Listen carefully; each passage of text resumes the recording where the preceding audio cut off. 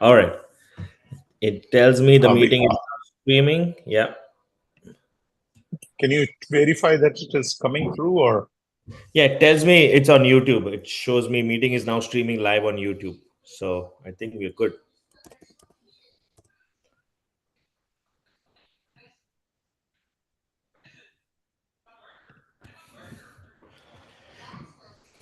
All right.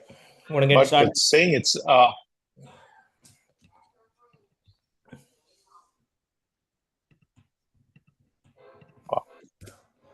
part of What is it's that? saying it's private though.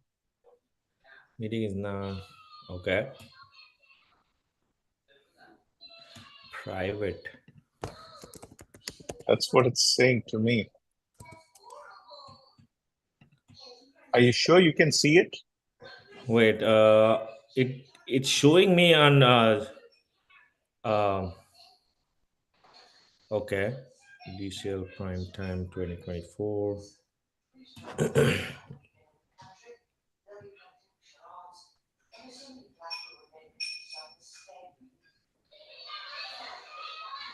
Okay, I'm opening it. It does show me a link. It says DCL Primetime 2024. It's still loading.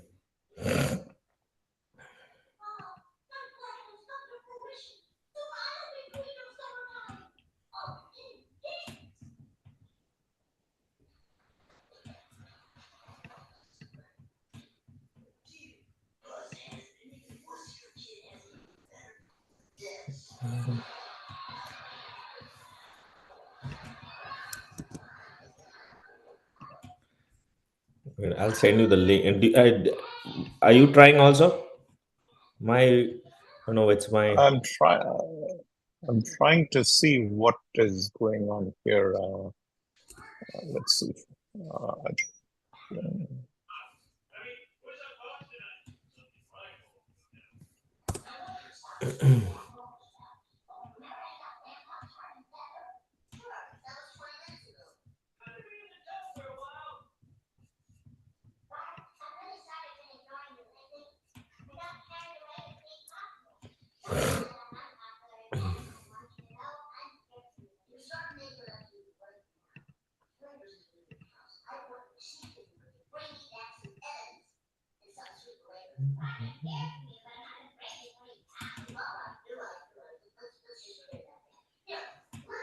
Not showing of any video.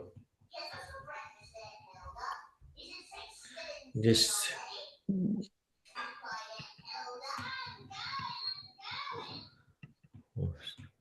it says it's live now. I mean, it's not showing. now it's showing. Yeah, Okay, then I think we should be good to go. yeah. I think we're good. While you're going on, I'll just you carry on. I'll just make sure that I can see it here. All All right, right. Gaba says we are live. Cool. All right. Welcome to another season of DCL Primetime. I apologize. We've started a bit late in the season. We missed last week. We were still working out some of the logistics as well as the format of the show. We wanted to kind of take some of the feedback our viewers have given and kind of massage our topics and what we want to cater the to what audience we want to cater and also the content we want to summarize. So we're going to come up with a slightly different format. We're still going to cover all the games, but we are also because of the sheer size of the divisions. Now that DCL has Division 1 and Division 2, the number of teams have increased, and because of that we need to make sure that we cover all the top games. But also we are going to introduce this year a segment which I think is most popular amongst all DCL community, which is the Masala segment.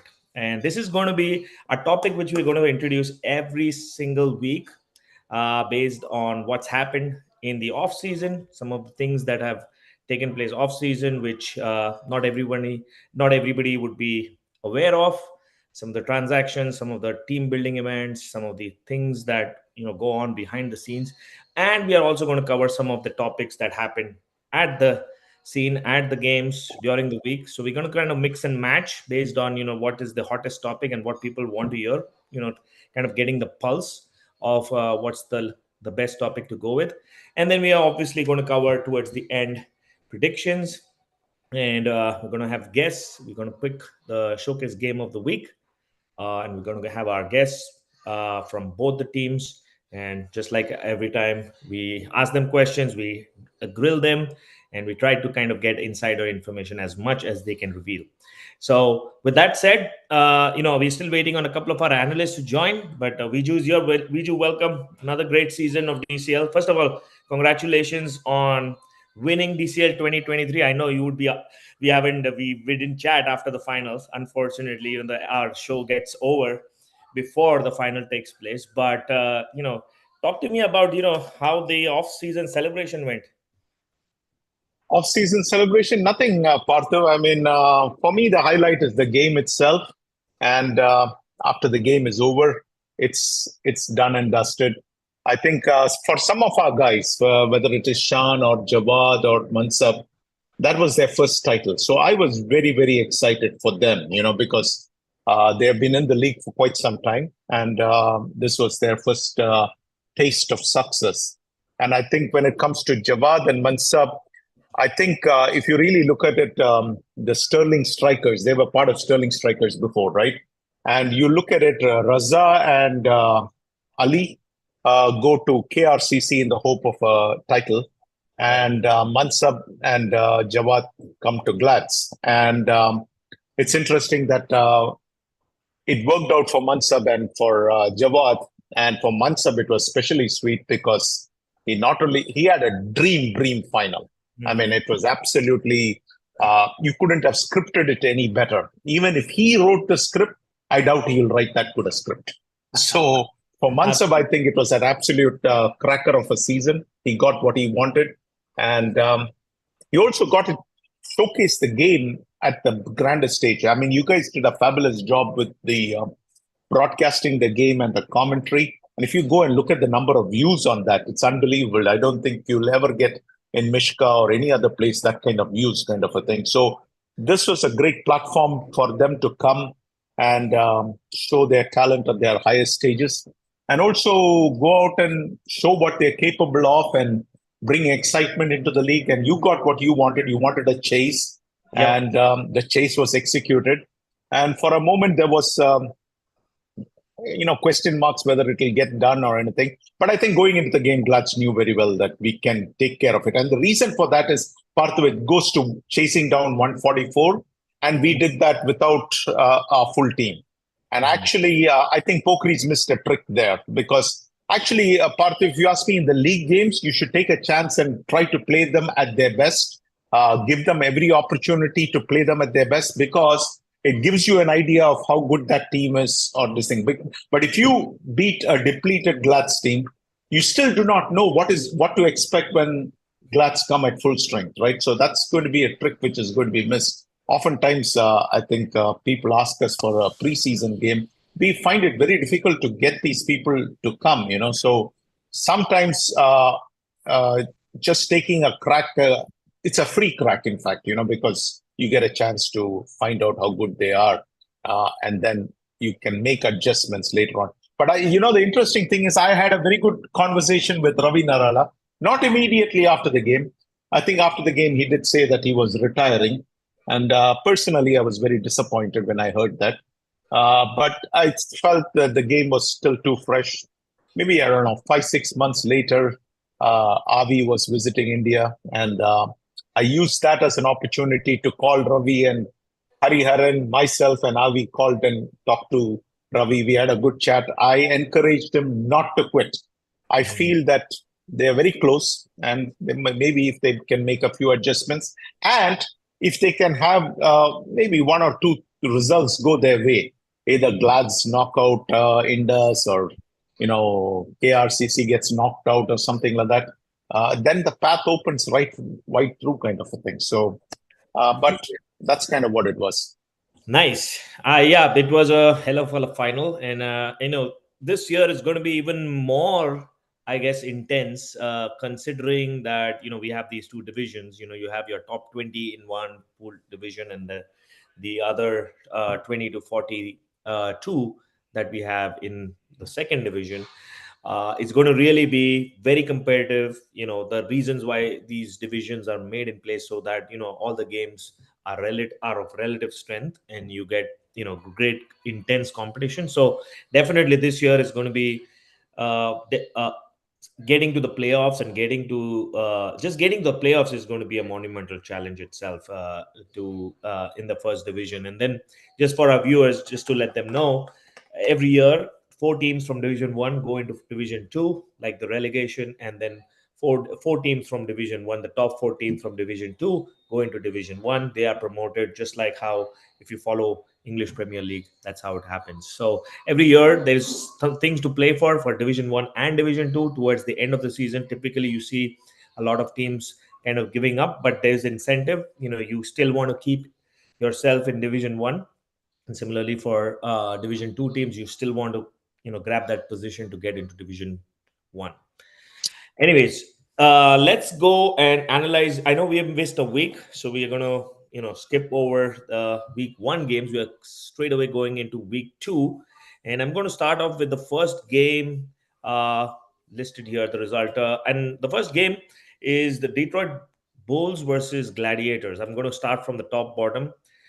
Since Vamsi is not here, I want to keep the GLCC game. I would have typically started from bottom up, but since GLCC game is at the bottom, I would keep that available for when KK joins. But let's start with Gladiators and Detroit Bulls. Viju, I know you were following the game, watching it probably live, but very, Yeah, I very. did watch the game. I did watch the game live. Actually, that was the first time I got involved this season Okay. to really catch up because I've been very busy, kind of a thing. And so I thought Vatsal led that Bulls team very well, and I can see why they beat KRCC in the playoffs. But I think where they lost the game, if you ask me, was Vatsal bowled great. Okay, 4 overs, he gave 9 runs, and he had picked up 2 wickets. Mm-hmm. And then 1 over went for 16 runs. And that was it. And that is where they lost the game. All of a sudden, the score went from 70 for 7 to 86 for 7. And in that 6 balls, if you ask me, the Bulls lost the plot and the game slipped out of their hand. Wow. Until then, if you ask me, if you ask me the entire game, I think Bulls controlled 90% of the game, and Glads might have controlled maybe about 10% of the game. But I felt all along as I watched the game that the Bulls were in command. Glads were sleepwalking through. We had a lot of difficulty getting players. I don't know. We found players at the last minute here and there, but only about 5 of the 12 players who played in the DCL finals was even playing in this game. So you can see how much compromised we were, kind of a thing. But if you ask me, there is the statement in English, slip between the cup and the lip. But if you ask me, in this game, the slip was between the 19th over and the 21st over. The 20th over is where the slip happened. In that 1 over, basically they lost the entire game. And if you ask me, Gino, LeBron James, as they call him, he had outstanding figures, 5 overs, 13 runs, 2 wickets. There's nothing more the man can do. I mean, yes, he probably should have batted a little more responsibility. They have to bat 25 overs. And that is another place where I think they lost that trick a bit, because maybe sometimes, you know what, Parthiv? Fear drives you. You kind of say, oh, you're playing Glads. Oh, we have to score a lot of runs. Mm. But I think more important is the fact that you have to bat 25 overs. And if you don't bat 25 overs, that extra 2, 3 overs, if you had batted, maybe you would have put another 10 runs. And all of a sudden, the pressure shifts, because remember, we were 70 for 7.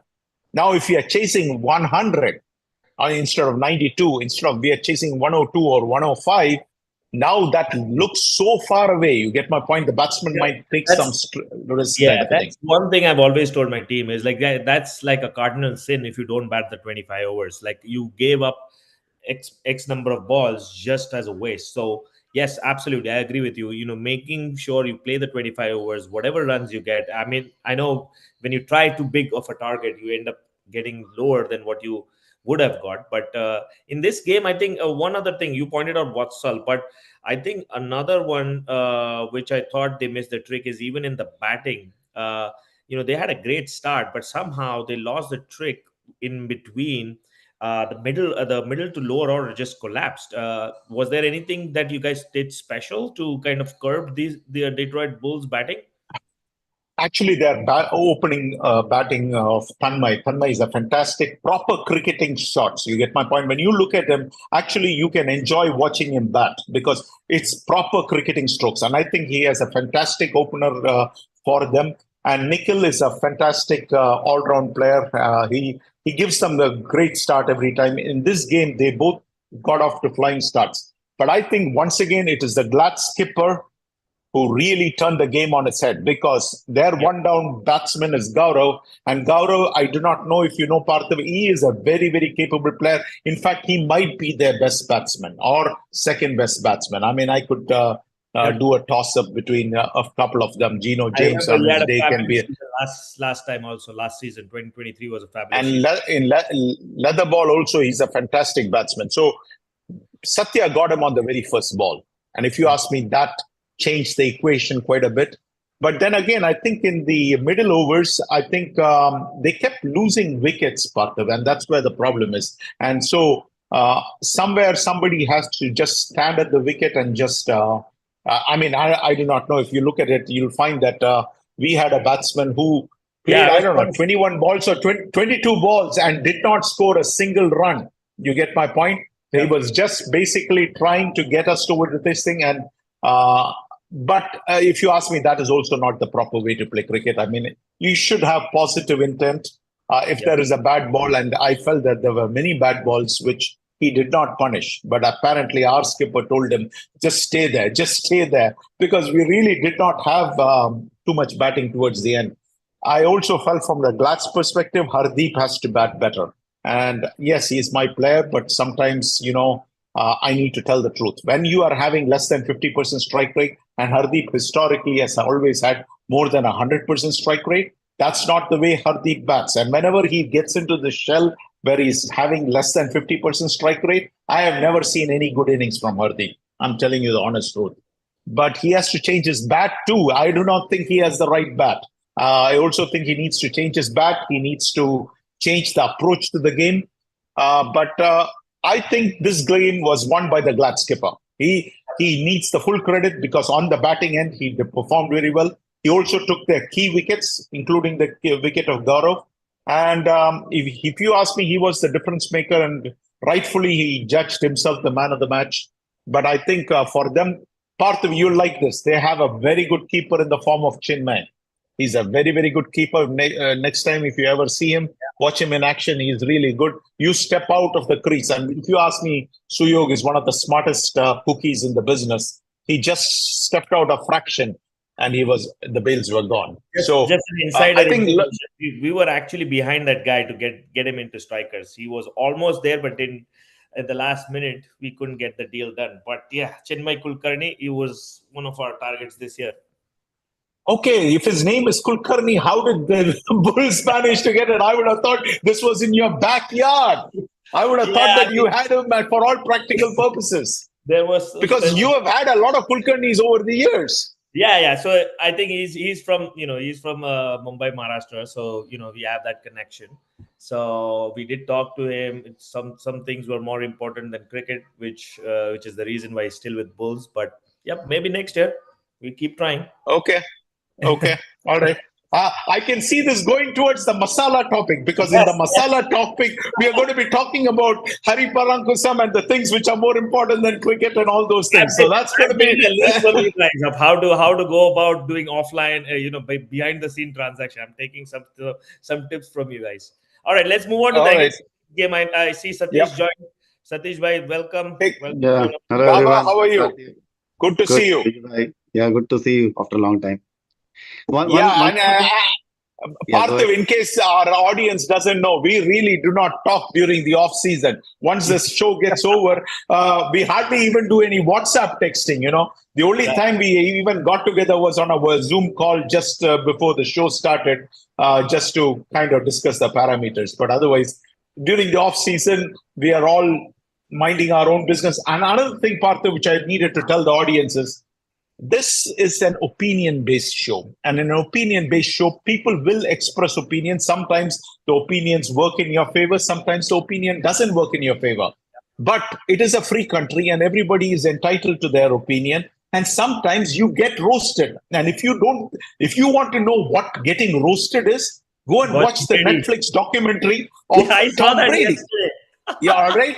I mean, talk about getting roasted. If the MVP of the NFL Unbelievable. can get roasted like that, Yes. develop a thick skin, guys, because if you can't handle some of the comments coming from us, you will have a tough time in life itself. You get my point? That's just the way. It is not always going to be great. If you only want to hear your great, great, great, great, great, go and watch the other show.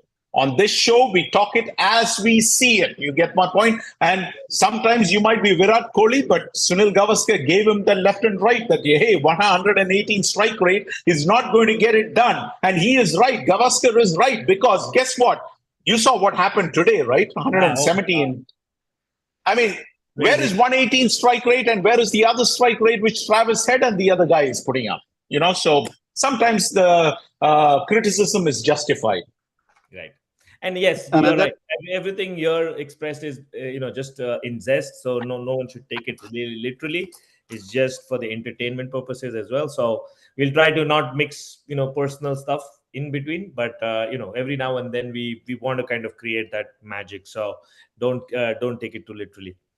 Yes, Satish bhai, you wanted to add to the Yeah, Detroit. one thing I wanted to add. I'm not sure if you guys covered. Sorry if you guys already covered. But Tanmay, which is new addition to Bulls. It is again from FCC Agni. I think they have added it, Yes. and looks like it is gonna be a good steal for them because very first game for a new team, and then against a very good opponent, he performed really amazing. I think Yeah. 24-32 ball. Yep. I And think another thing that I've noticed in the last 2 weeks, slow bowler, not super fast bowler are not very successful, but little medium pace bowler or slower side of bowlers are very successful in the last 2 weeks. I think the very reason Is is, that from personal experience, Gabaji? Yes, it is. I think and that's one reason, and I think that was one reason why No, we were also on top against Pokris, because we have that similar attack. We have slow and medium pace bowlers, and this pitch currently, I mean, it's still damp, still low and slow, so it favors the spin and the slow and slow bowlers. But as summer goes on, as you get the heat, once the grounds dry up, and even the grass gets mowed. The grass wasn't mowed regularly till now. I think you'll see more bigger scores, some of the bigger hitters starting to express themselves. I think it's the initial 2 or 3 weeks when, and it's great. I mean, you get exposure to both kind of conditions, which I think is great for cricket as well. So, right. all right, let's go to the next game. The next game was, I feel, the upset of the week, even though Sanjay, my friend Sanjay, won't agree. I would, I would say, in terms of performances in the previous years, this was definitely a huge upset. MCC Miles beating KRCC, and I'm pretty sure all of our analysts picked KRCC, except for Sanjay himself, and probably there was another one who got all the 14 right. But great performance from MCC Miles, restricting KRCC, which is usually a batting juggernaut. They generally score, and they rely heavily on Tamim, Raza. They have Abbas, Ali Abbas. Some of the big hitters, and they were able to restrict them and defend 61, which was great. Again, I would say credit goes to the slower medium pacers who picked up the wickets. Praneeth and all of them combined. Praneeth and Jaswant, I think both of them picked the majority of the lot. But I think somehow I feel like KRCC haven't got the batting order right still. They're still working out, I'm pretty sure. With the addition of Vihar, I think the Gabaji would throw more light on that. I mean, that definitely adds to the balance of the team. But a shock in the first week for KRCC. Yep. So one Vishal, thing, if you see, KRCC has always struggled to chase down. Okay, last year also they lost couple of games only during the chase. So again, this is what my observation is. Even the playoff game, they could not chase 42 or some odd runs, right? Yeah. So I think somewhere they have to change their approach when they are chasing down. This was But the game also. Ideally, they shouldn't have lost for 61 run, and however, they were not very comfortable, but still they had 3-4 wickets to another 7-8 runs, and they have a good batting order till they're down. So, yeah, but I think they always feel pressure while chasing. yeah. I do Part, feel. part, Yeah, go ahead. Partha, I had some opinions on this. I think Sanjay Alangovan did for Miles what Satya did for Glatz, which is Mhm. carry the team on his back. I think Sanjay also got a lot of help from Yogi Bai. And I know Yogi Bai is not going to like this, but Yogi Bai is also my friend. But sometimes a friend has to be truthful, right? I felt, I feel, all right, and this might rub some people the wrong way, and I care two hoots about it. I think KRCC lost the game due to appeasement. What do I mean by appeasement? You remember the Mandal Commission? You remember you have to get It's all over the place 95%, in and if India. you Appeasement is all over yeah the you place. get Yep. appeasement. Now, why do I say appeasement here? Because you gave Vihar 3 overs to bowl, and in that 3 overs, how much did he go for? 21 runs? Yep. You get my point? I mean, that made no sense. Just because you got Vihar from Titans to this thing, and now you feel this pressure that, oh, I need to appease Vihar, and I'm going to give him 3 overs, where any common sense captain with a half a brain is going to say, you know what? Vihar is not better than the rest of the bowlers I have at my arsenal. Now, if nobody else is there, okay, I might toss it out to Vihar. Or if there is a batsman who might be susceptible to spin and I feel that Vihar can get through, I might try that. But otherwise, in this particular game, there were plenty of bowlers who were doing a lot better. You had Raza Ali who picked 4 wickets, and he bowled what 3 overs, and yet you gave him only 3 overs. That made no sense. And if you ask me, you also sent Bihar one down, which again is appeasement. Let's call it for what it is. It is appeasement, all right? And if you ask me who lost the game for them, Yogi Bai lost the game for them. It is nobody else's fault. It is Yogi Bai's fault. And if Yogi Bai is a man, he should accept it and say, you know what? I goofed up. And that is the only way you're going to improve, is saying, you know what? I goofed up. I made a mistake. I shouldn't have sent Vihar one down. I shouldn't have given the ball to Vihar, because if you really look at it, that's where they lost the plot, because you had Raza Ali performing well. And because you sent Vihar one down, you had to send Ali Abbas so much lower down. And now the question then becomes, what is Ali Abbas's role in that team? You get my point? He's lost. I do not know. And with Raza also, it's not, people think that it is easy to hit him, that he's a slow bowler. I do not know how he's bowling right now. But when I was used to be there, the way he delivers that ball from that hand, you think it is there to be hit, but when you go to hit it, he reminded me a lot of Greg Maddox. I do not know if you know Greg Maddox. He was a baseball pitcher. He didn't have the fastball, all right? He had something which moves in the air. And it was all command and control, line and length, or control on the baseball. And he won so many Cy Young awards. And Raza reminded me of that, wherein, you think the ball is there to be hit, you think it is juicy, but it really is not that much hittable. And that explains why he picks up so many wickets. But, I feel that these guys lost the game only because of poor captaincy, not for any other reason. And also, I can't even say it's poor captaincy. I think it is more appeasement. Because of appeasement is why they lost this game. They had no business losing this game. They should have been able to chase 61 down with the kind of talent they had. But give all the credit to Elangovan and company. They came to play the game and they took it to them, and Sanjay led from the front. So all full marks to Sanjay. Too bad for Yogi.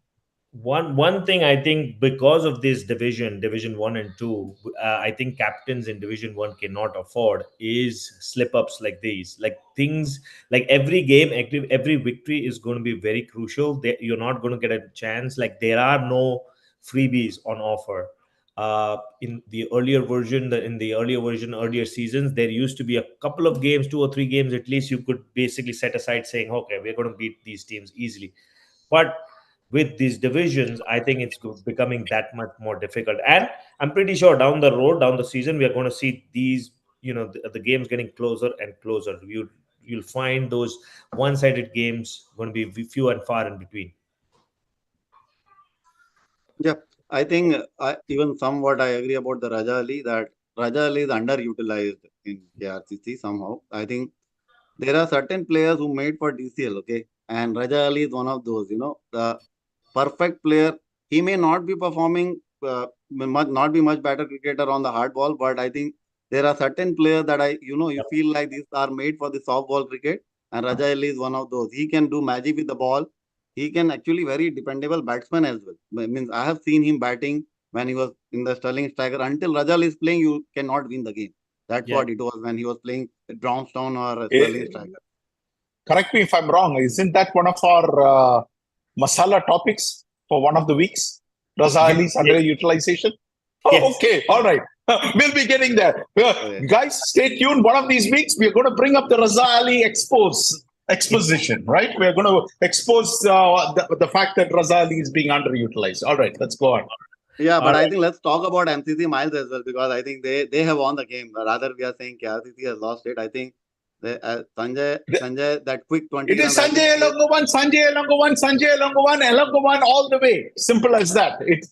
He sealed the game. He put his stamp on that game, Gaba bhai.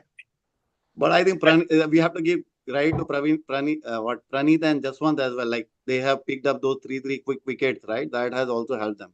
And I think the KRCC also had a couple of run out, I believe, right? No. Yeah, I think they panicked towards the end. I think at one point of time, even while I was following the scores, it looked like they will be able to get it, but somehow towards the end they lost in a heap the wickets.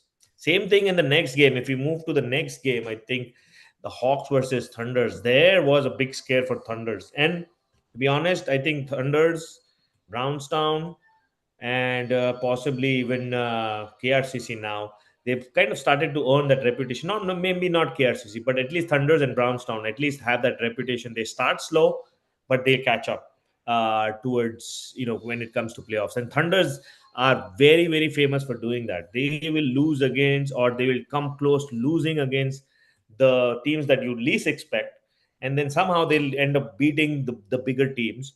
I don't know what the trade secret is, but this year they have a new captain, so we welcome back Sandeep Gopu. I know he's been kind of in a hibernation for a bit, in and out of the limelight and cricket season as such. He hasn't been playing too much in the last couple of years, but now that he's got the reins, Thunder's up under they're the most famous or the most winnable leader. In this case, I think those 8 runs are the one that made the difference. I think he held on while other wickets were just piling on, even after the inclusion. And this is where we have our topic today as well. Thunders have lost Bangera, but they've got. Hold on. I don't think they have lost Bangera yet. Anyways, all right, hold on. We'll get to that topic. I'm not sure if they have lost Bangera yet. All right. We'll discuss that in detail as to when the Masala topic comes up. I'm going to tell you the Masala I have heard. You can tell me the Masala you have heard. And Gaba can tell the Masala which he has heard, and then we'll compare our Masalas. Let's keep that keep pin on the Bangera case. But at least Thunders have got 2 new additions, which we'll talk about: Ronak Patel and Maulik Patel. Both of them, very vastly experienced. So definitely adding to the strength of Indus Thunders, which is already very, very strong. But it definitely will take time to kind of settle in. In this case, I think Hawks have been giant killers from last 3 years. They've always somehow been able to upset and cause some sort of havoc every season that I've seen. And they have successfully reached quarterfinals. I think 2022 season. So they are definitely a team that you absolutely need to watch out for, I would say. So this close, but Thunders would regret dropping that 1 point in the long run. I'm pretty sure that will come to bite them. I don't think you're watching the same scorecard as me. They didn't drop any points. Oh, yeah, 21.5 drops them. Okay, yeah. So they were just 21.3 is the cutoff. 21.3. So they were just just about 4 balls away from losing that bonus run. So even though it was a But close that contest, that still that get all that, that is the the Gopu does the Narasimha Rao effect so very well. I think his guru must have been Narasimha Rao. You know that shawl on right. Narasimha Rao. It is By the almost way, ready to fall, but it doesn't fall. Right? It Sandeep almost is fell off, but like it doesn't fall. Right? by That's the way, what Gopu is. Sandeep Gopu is hearing our show, and he just messaged me saying Bangera is in India. Don't give up on him. They are still claiming, the Thunder still claims Bangera is theirs. And what did I tell you? So the sources who told me, they seem pretty confident. You get my Well, point? I don't think it is a done deal. Isn't But it the there same? are some. Isn't it the Brahmaji, same story for what does the Bangera last roster year as say? well, where he was on the some other team roster and then he moved to Indus, if I'm not wrong? No. Last year, Bangera has been playing for Indus for the last several years, I thought. Yeah. No. I think there was it has happened, I believe, if I'm not wrong. There was one player which has moved to Indus at the very last minute after being added into some different roster. I have to double check that maybe. But yeah. As far as I know, Bangera has been on the Indus roster for the last few years, all right? Ever since he left Knockers. Yeah, And if he has been on some other roster, then I must not be following DCL that closely. I do not know of any other roster where Bangera has gone. I thought Bangera was on the Indus roster. But you know what, Parthu, I agree with you. I think this was again a masterful act by Gopu, because when he came in, the score was 39 for 6, all right? And the overs were 15.5. That's when he walked in. And by the time he got done, he made sure that they got the bonus. He made sure that the score read 50 for 7. And then, of course, there was a needless run out. Otherwise, it should have been 51 for 7. The bonus was secured. I think it is the value of experience, because some skippers are not aware of everything which is going on. And again, it says that they won the toss and they elected to bowl. And I feel that has Gopu's fingerprints written all over it. I am sure their new additions, whether it is Ronak or Maulik, they are always bat first kind of guys. You get my point? They always love to bat first. They would have loved to bat against these guys, the Hawks. But Hawks, I think the leadership is very good. Naresh is a fantastic leader. They have a very good team. And I do not know. Last year, I am a fan of that Harish guy from Hawks. Fantastic empire. And they have Vikram Reddy Golumari, who underperformed last year compared to the year before that. Yeah, I mean, on our show, we made him a superstar, but very capable player, right? So they have a lot of things going for them. But I don't think any of us would have thought 50 runs they would make Indus Thunder sweat like this. Yeah. I think if you see, right, 38 for 3, 38 for 4, 38 for 5, 39 for 6, 39 for 7. So 1, 2, 3, 4, 5 wickets for 1 run. Indus had lost. Yeah. And then Gopu held his nerve. Yeah. And got the bonus too. Yeah. But I think Indus, if I see, right, Indus look very promising after addition of Maulik and Ronak Patel. They actually even those two guys can walk into any team, right? I mean, pretty much any team they could have walked into. That makes that team very strong, right? I think Indus has stolen one of those good player in the DCL. Yep. And specifically, Maulik is in extraordinary form. Last year also he was in amazing form, and I hope he will continue his form in this year as well. And he is very serious about it now. He's doing a lot of practice, trying to lose weight. You know, right, Parthiv? First time I see Maulik refusing for who's don't want to drink. He's definitely working out in the gym, and definitely I agree. Both of them are great additions for Thunders. Their batting gets a big boost. They've always had a great bowling lineup. They've always had, but Ronak and Maulik both add a lot of experience as well from their years of experience. So it's going to be definitely Thunders has always been on my book as one of the favorites, and it will continue to do so going down the season as well, because I think they always have the variety, the balance, which I think not a lot of rosters have. They have spin, they have pace. Partha, when you win 3 titles in the last, I don't know, 6-7 years, or you have to be one of the top teams, right? Yeah, simple absolutely. as that. No, I mean the the fact I like is like they have a very balanced team, which if somebody is missing, they have somebody to replace them, which is very unusual to find in a lot of teams. It's when you have teams where one or two guys are missing, that changes the whole balance of the team. It's not in Thunders. They generally have a very balanced attack. In this case, if you still add the inclusion of Manoj Singh, you add Dinesh Pandeti, there's still so much ammunition, weapons that Goku has to use. And I think on the cake for Indus is Sandeep Gopu is back as a leader. I think he's fantastic leader. I think that is the biggest change in Indus. If you ask me, that's what makes them this thing, because he really knows how to make certain key decisions which can change the game on its head. Right. So I think that is a fantastic move. Not the fact I also like Goku, so I think also they won all these championships under Goku, so there's a reason for that also. All right, but Pandeti, that's going to be key. He's a fantastic player. I know Gopu will press the right buttons and get him in. Yeah, he's a long time Indus Thunders guy, so I don't think he's going anywhere. So is Manoj.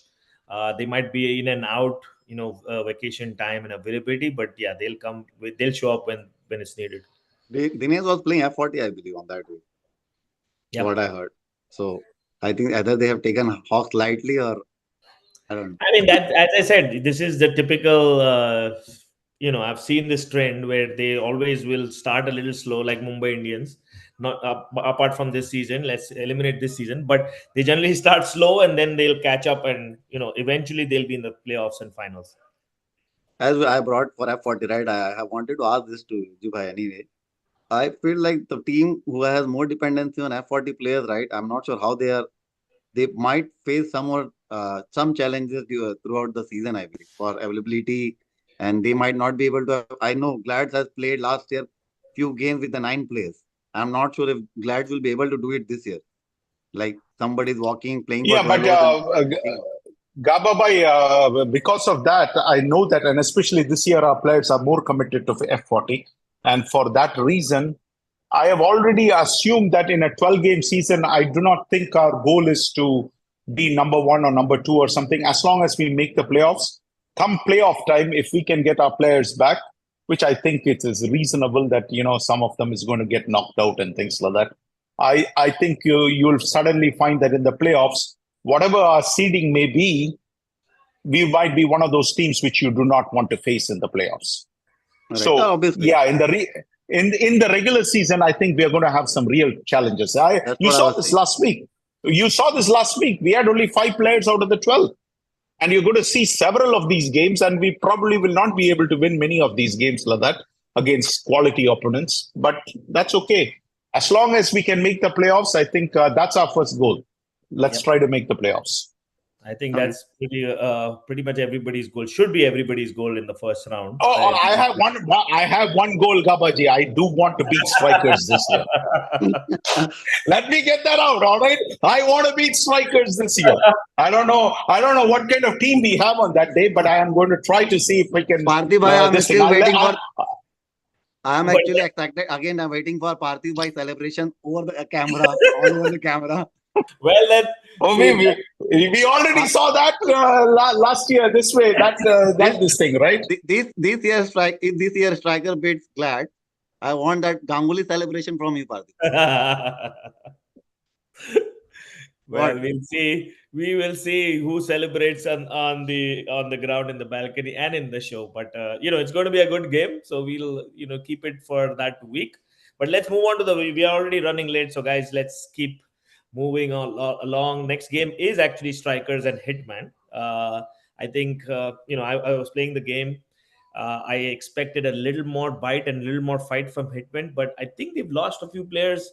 I can't really pinpoint or put a finger on who they're missing, but I do feel like the Hitman that I've faced in the last few years has been much more competitive than what I faced in this game. I think their bowling lacks anything that you can write home about.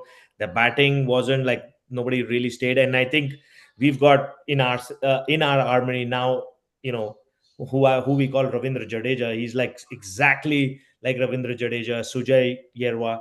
If you haven't seen him, he is like poetry in motion. If you see his action, if you see how he bowls, he's so good on the eye, his control, left arm over the wicket, and you can see the results. He's got 8 wickets in 2 games, and both single-handedly. He almost destroyed Pokris, and he destroyed Hitman as well. Hitman, Pokris, we just lost it last few overs, but he basically had Pokris in knots really, and in this game as well. He and along with Kapil bowled splendidly in between, and our spinners like did the job. Along with Dinesh, I think he's been one of our go-to guys in the last couple of years with batting, and now he's stepping up in the bowling department as well. So I'm glad to see him in amongst the wickets as well and bowling regularly. But I do feel this was easier than we had even calculated. Sarvesh, Amit, glad to see him.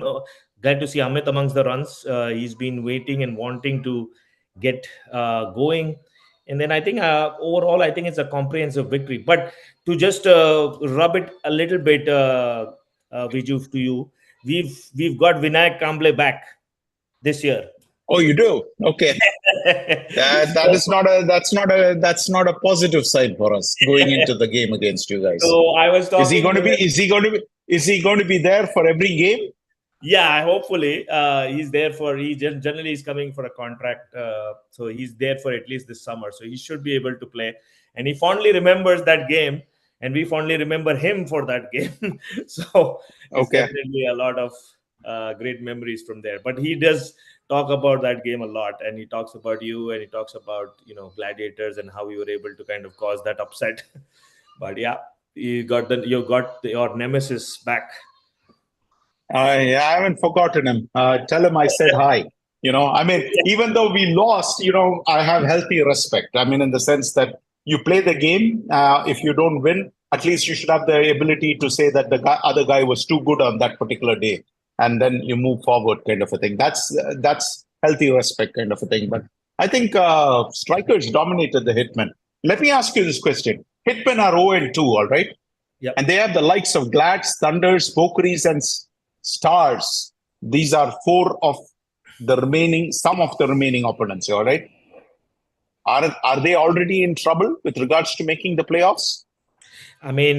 Not I wouldn't say they are in trouble, but they really need to get a win, and it's going to be an uphill task. Like teams like Hitmen, Strikers, Hawks, they're always going to be looking up, and that's going to be it is going to be an uphill task, but they have a real potential because they have really nothing to lose. Like that's one thing I told my team as well. Like we are 16th, 17th ranked, so we are always going to play a big higher ranked team with us. So we have really nothing to lose. It's the pressure on them to actually beat us. So go out and just basically give your shot. So I would say Hitman should probably look at it that way. That every game is going to be let's play and let's play hard. There's nothing to lose.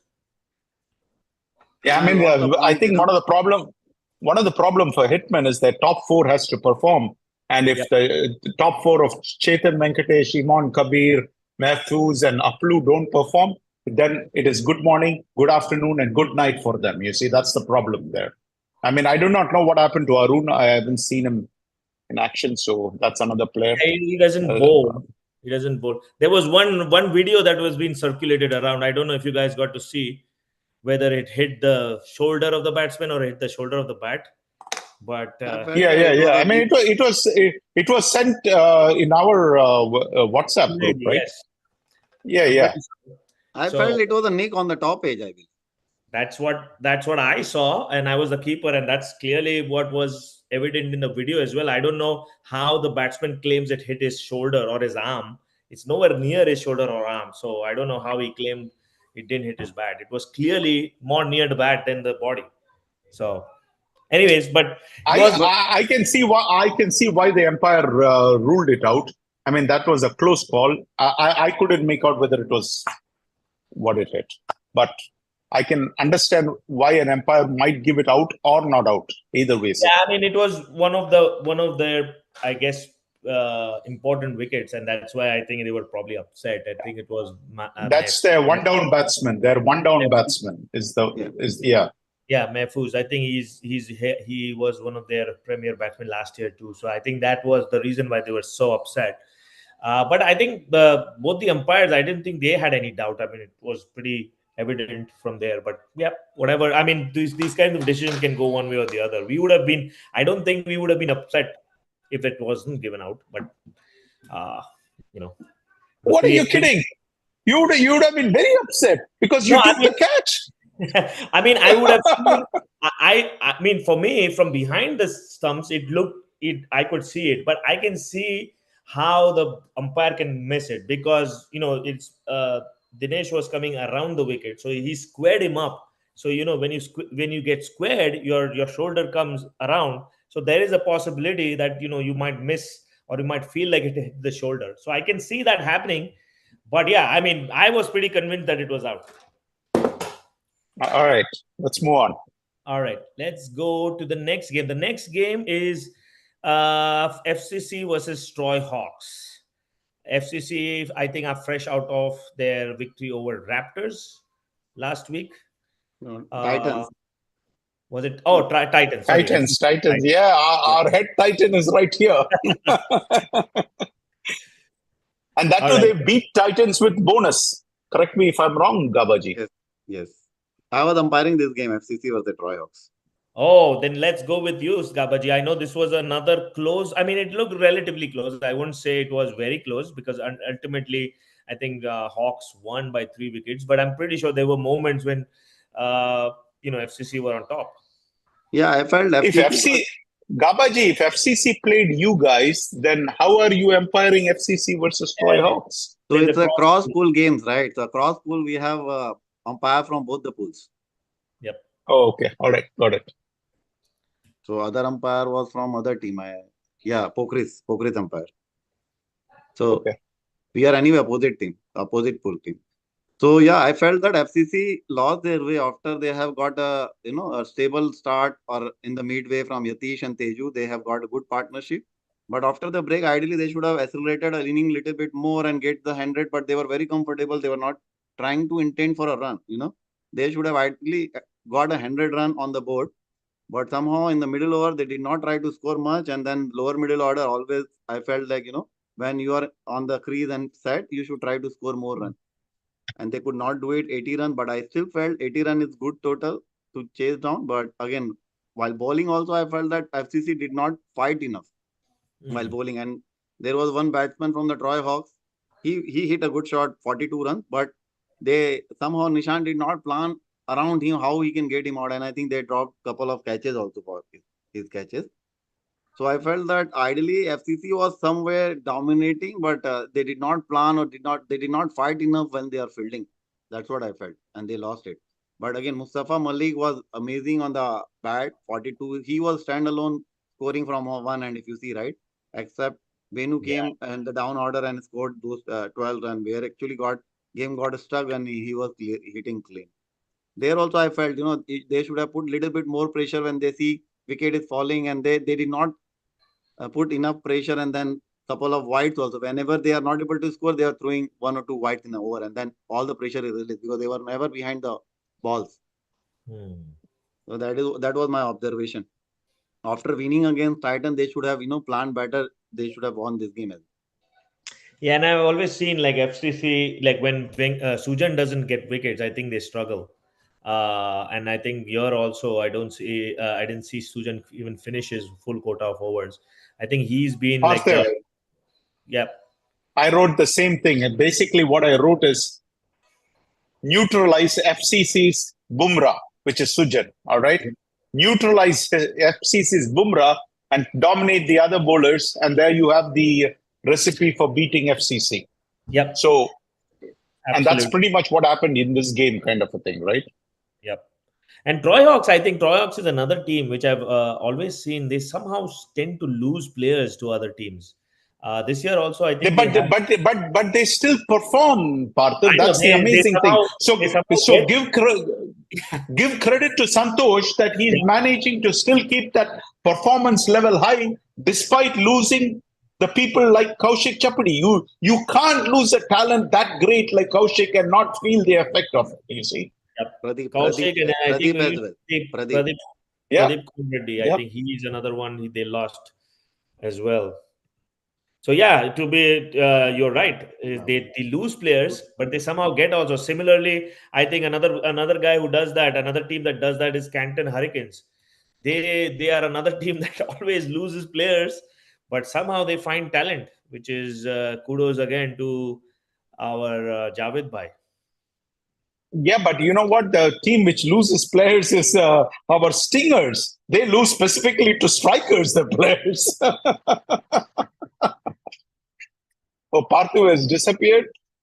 I think he, Just when I brought up that he's the one who's stealing the players from Alagopal Raj. What happened to him? All right. I think switch off the camera only. He's still there. He is. Okay. Maybe we should go on to the next game. Gabaji, you want to take Stingers versus Punjab Scorpions? No, I think Canton versus SLCC Legend is there, right? Last Okay. game from All the right. season. Okay, go ahead. All right, he's back now. Yep, accidentally hit the back button. Okay. All right, are we going to the What are next we? Yeah. Go ahead, because I did not know what was the next game, so I just. The next game is I was just getting at that, and I switched off. As Canton Hurricanes and SLCC Legends. This was Okay. another game where the team chasing, has won and won very convincingly. I would say, even though they lost 7 wickets, I was at the ground. Legends didn't look like they were going to lose the game. To be honest, I mean they lost the last 2 or 3 wickets in a hurry, which they shouldn't be. They shouldn't have lost. But at one stage when Shan and Sai were batting, I remember they had the game under control. Hurricanes, on the other hand, somehow weren't ready for. I mean, I remember this was in Woodhaven, and the grounds were pretty bad. I mean, I would say, like at least 2 or 3 people in the outfield were almost in like a puddle of water when they fell down. So it was that much water soaking in the outfield. We still got the game going, but I think Canton Hurricanes might have got the raw deal in the morning when the pitch was damp and the outfield was really bad. I think obviously there's no excuse for poor batting, but I think if they had got some runs like 70 or 80, I think this would have been everyone around where they were playing were around the same ballpark, like 70 or 80 was a winning score. So I think Canton Hurricanes missed the trick of losing too many wickets up front and then too late in the game for Hari and Naj to add any more runs. So Legends definitely would be counting the next game. We play them, so we would be looking for a great contest. This would be, I think, something that we are looking forward as well to meet Legends. Yeah, Partha, I think Canton Hurricanes have to forget this game and move on. I think we're Legends. I think the big ad this year is Shan Manikavasam, right? I mean, Hariyar. I was speaking with Hariyar and Dhanasekaran over dinner, the ex-Megabyte captain, just a few days ago, 3 or 4 days ago, and he was gushing over Shan Manikavasam. And he said, if I had the talent of Shan Manikavasam, I mean, I would have achieved all kinds of things, the amount of shots which he can hit. And he was just admiring Shan's ability to hit certain shots, which Hari himself is unable to hit, kind of a thing. So he was gushing over the talent and his abilities and things like that. So I see that Shan is now left Hari Parankusam, Stars, and has come. But he's not the only guy. I see there's another person by the name of Sham Kumar Kachati, who was another good player. He has also left Stars and now joined Legends.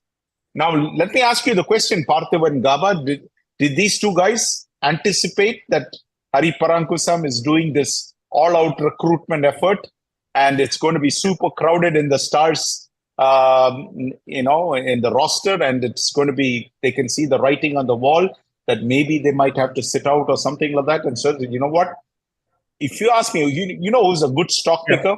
A good stock picker is, even before the event happens, he has already made certain moves. You get my point? And you know that, and sometimes a good stock picker just has to avoid disaster. I still remember Parthiv, just I don't know, last week or 2 weeks ago, I bought a stock, and I bought it and I instantly regretted it. And sure enough, it went down. And then, at some point, it recovered to my price and passed my price. I dumped it. And guess what, Parthiv? Just today, they reported the earnings, and it was disaster. But I saw it only as soon as I realized I needed to get out. Got out. I didn't make any money. I didn't lose any money. I might have made a few bucks. That's about it. But what I'm saying is sometimes you just have to avoid disaster. I have a feeling these two guys saw the writing on the wall and said, you know what? Hey, stars, see you later. And ended up in Legends. I do not know if you see it that way or if you see it some other way. I see it that way as well, because I think last 2 or 3 seasons, Stars have, once they've reached the finals, a couple of times they were close, but they haven't reached. I think they were missing that X factor. And I think Hari this season has gone all out of the way to get that, those players he needs, especially in the batting. I think they always had good bowling. The batting was where I think they relied so heavily on Ravi Teja Reddy. I think the inclusion of possibly Bangera, I mean, still open in the air. I know Sandeep claims him, but the inclusion of Amar and inclusion of possibly somebody as big as Bangera, I think that at least was Hari's vision of getting those holes filled in. Whether he's successful in getting them, that's a different case. But at least he's got Amar, so that batting definitely strengthens.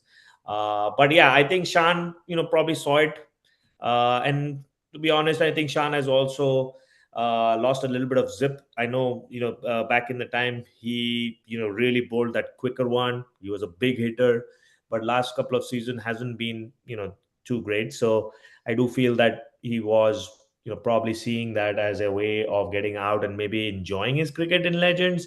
And now credit should be given to Satish too. I mean, if Hari is, a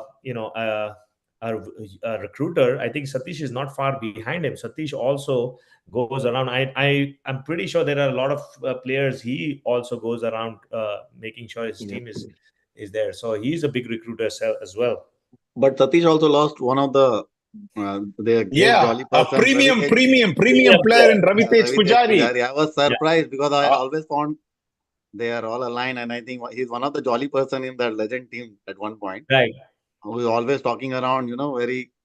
It feels like but you know what? Ravitesh Pujari is an insane competitor, so he didn't like losing, and he felt that the Legends were losing quite a lot of games which they had no business losing. And in fact, last year, I do not know if you recall this, they controlled 95% of the game against Glads and still lost that game. You get my point? So I think it was not rubbing well on Ravitesh Pujari, and I think at some point he said these guys are not going to learn, and that's why he left. That's what I think. Now, whether Fighters is that team which is going to be winning, is whether they are such a vast improvement over Legends, I do not know about that portion. And there's another rumor in the circuit that Fighters have suddenly acquired the big boss, the big sponsor, which somebody told me will make look Yogesh Mittal penny popper. Yeah. I read that too. And Yogi Bhai may not like this, but apparently there's another big fish in the pond which will make Yogi Bhai look like, I don't know, pomfret, while the other one looks like a whale. I'm not sure. We'll see. We'll see what happens there. So that angle might also be a way of Fighters kind of trying to build, getting some really high heavyweights in, giving them incentives, giving them the big moolah. So that angle cannot be ruled out. Not saying that Ravi Teja Pujari is there for that, but it definitely helps when you have a lot more backing, you have a lot more management. Definitely adds to the team morale as well. But I think Ravitesh Pujari wants to win. Yeah. Yep. But the Fighters are such a vast improvement over Legends, that I'm not prepared to say. Yeah. I'm coming back to Legends team. I think still they are missing with that X factor in their batting side. They still looks very prominent on their bowling side, but still I see they still have that missing X factor in the batting if they are thinking themselves, beyond the playoffs and quarterfinals, semifinals. So you need that reminds me. What's the big deal about this Legends complaint about somebody shouldn't be allowed to umpire? Can you please throw some light on that? Well, that's a complaint which has come, I think, after the game. So, and it is a request for moving forward. They probably are going to oppose him, that this particular person that we are talking about, from him coming to the umpire. And he is not a, a playing member of a roster. He is someone that you would basically outsource your umpiring duties. And it's a complaint, and I'm not sure as to, I mean, the committee hasn't acted or replied to it. But in the regular season, typically we do not have a policy for rejection, like No, where. couple of things, Parthiv. First of all, that email did not address to committee. It was addressed to captains. It was a Oh, request to captain, not to the committee. So we all will right. not be we cannot do anything. Okay. Second thing, last year I think this year they might have not added until I checked it. But last Hmm. year, Red Devils has added that person as part of their roster.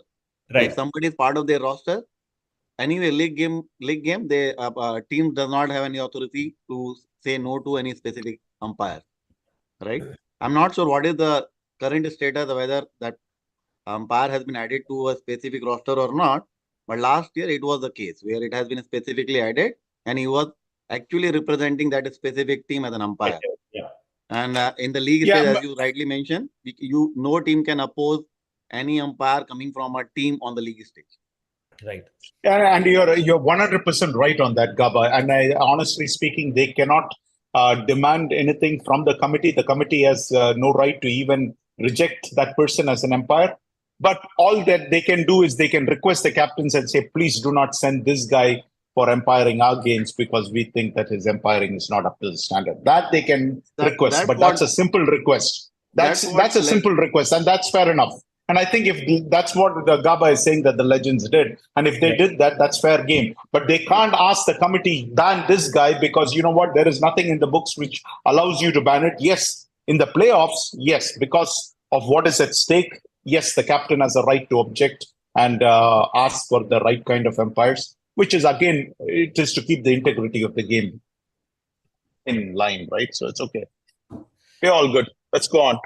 Yeah, next game I think we'll cover is the Fighters versus Raptors. We were just talking about Fighters, and Fighters, made a meal of the match. I mean, I feel like Fighters were going into this game were heavy favorites because of the fact that Raptors have lost quite a bit of strength in the off season. They've lost Amar, they've lost Pradeep, they've lost who else? Anil. The guy who actually the guy who actually won it for Fighters. He was a former Raptors as well. Anil Bale Balireddy. Is it how it's called? Bale. Yeah, Balireddy. Yeah, he was the guy. He was a former Raptors guy as well. So I feel like Raptors, considering on paper, they look definitely much leaner, and they've added a few people, which I think we'll come.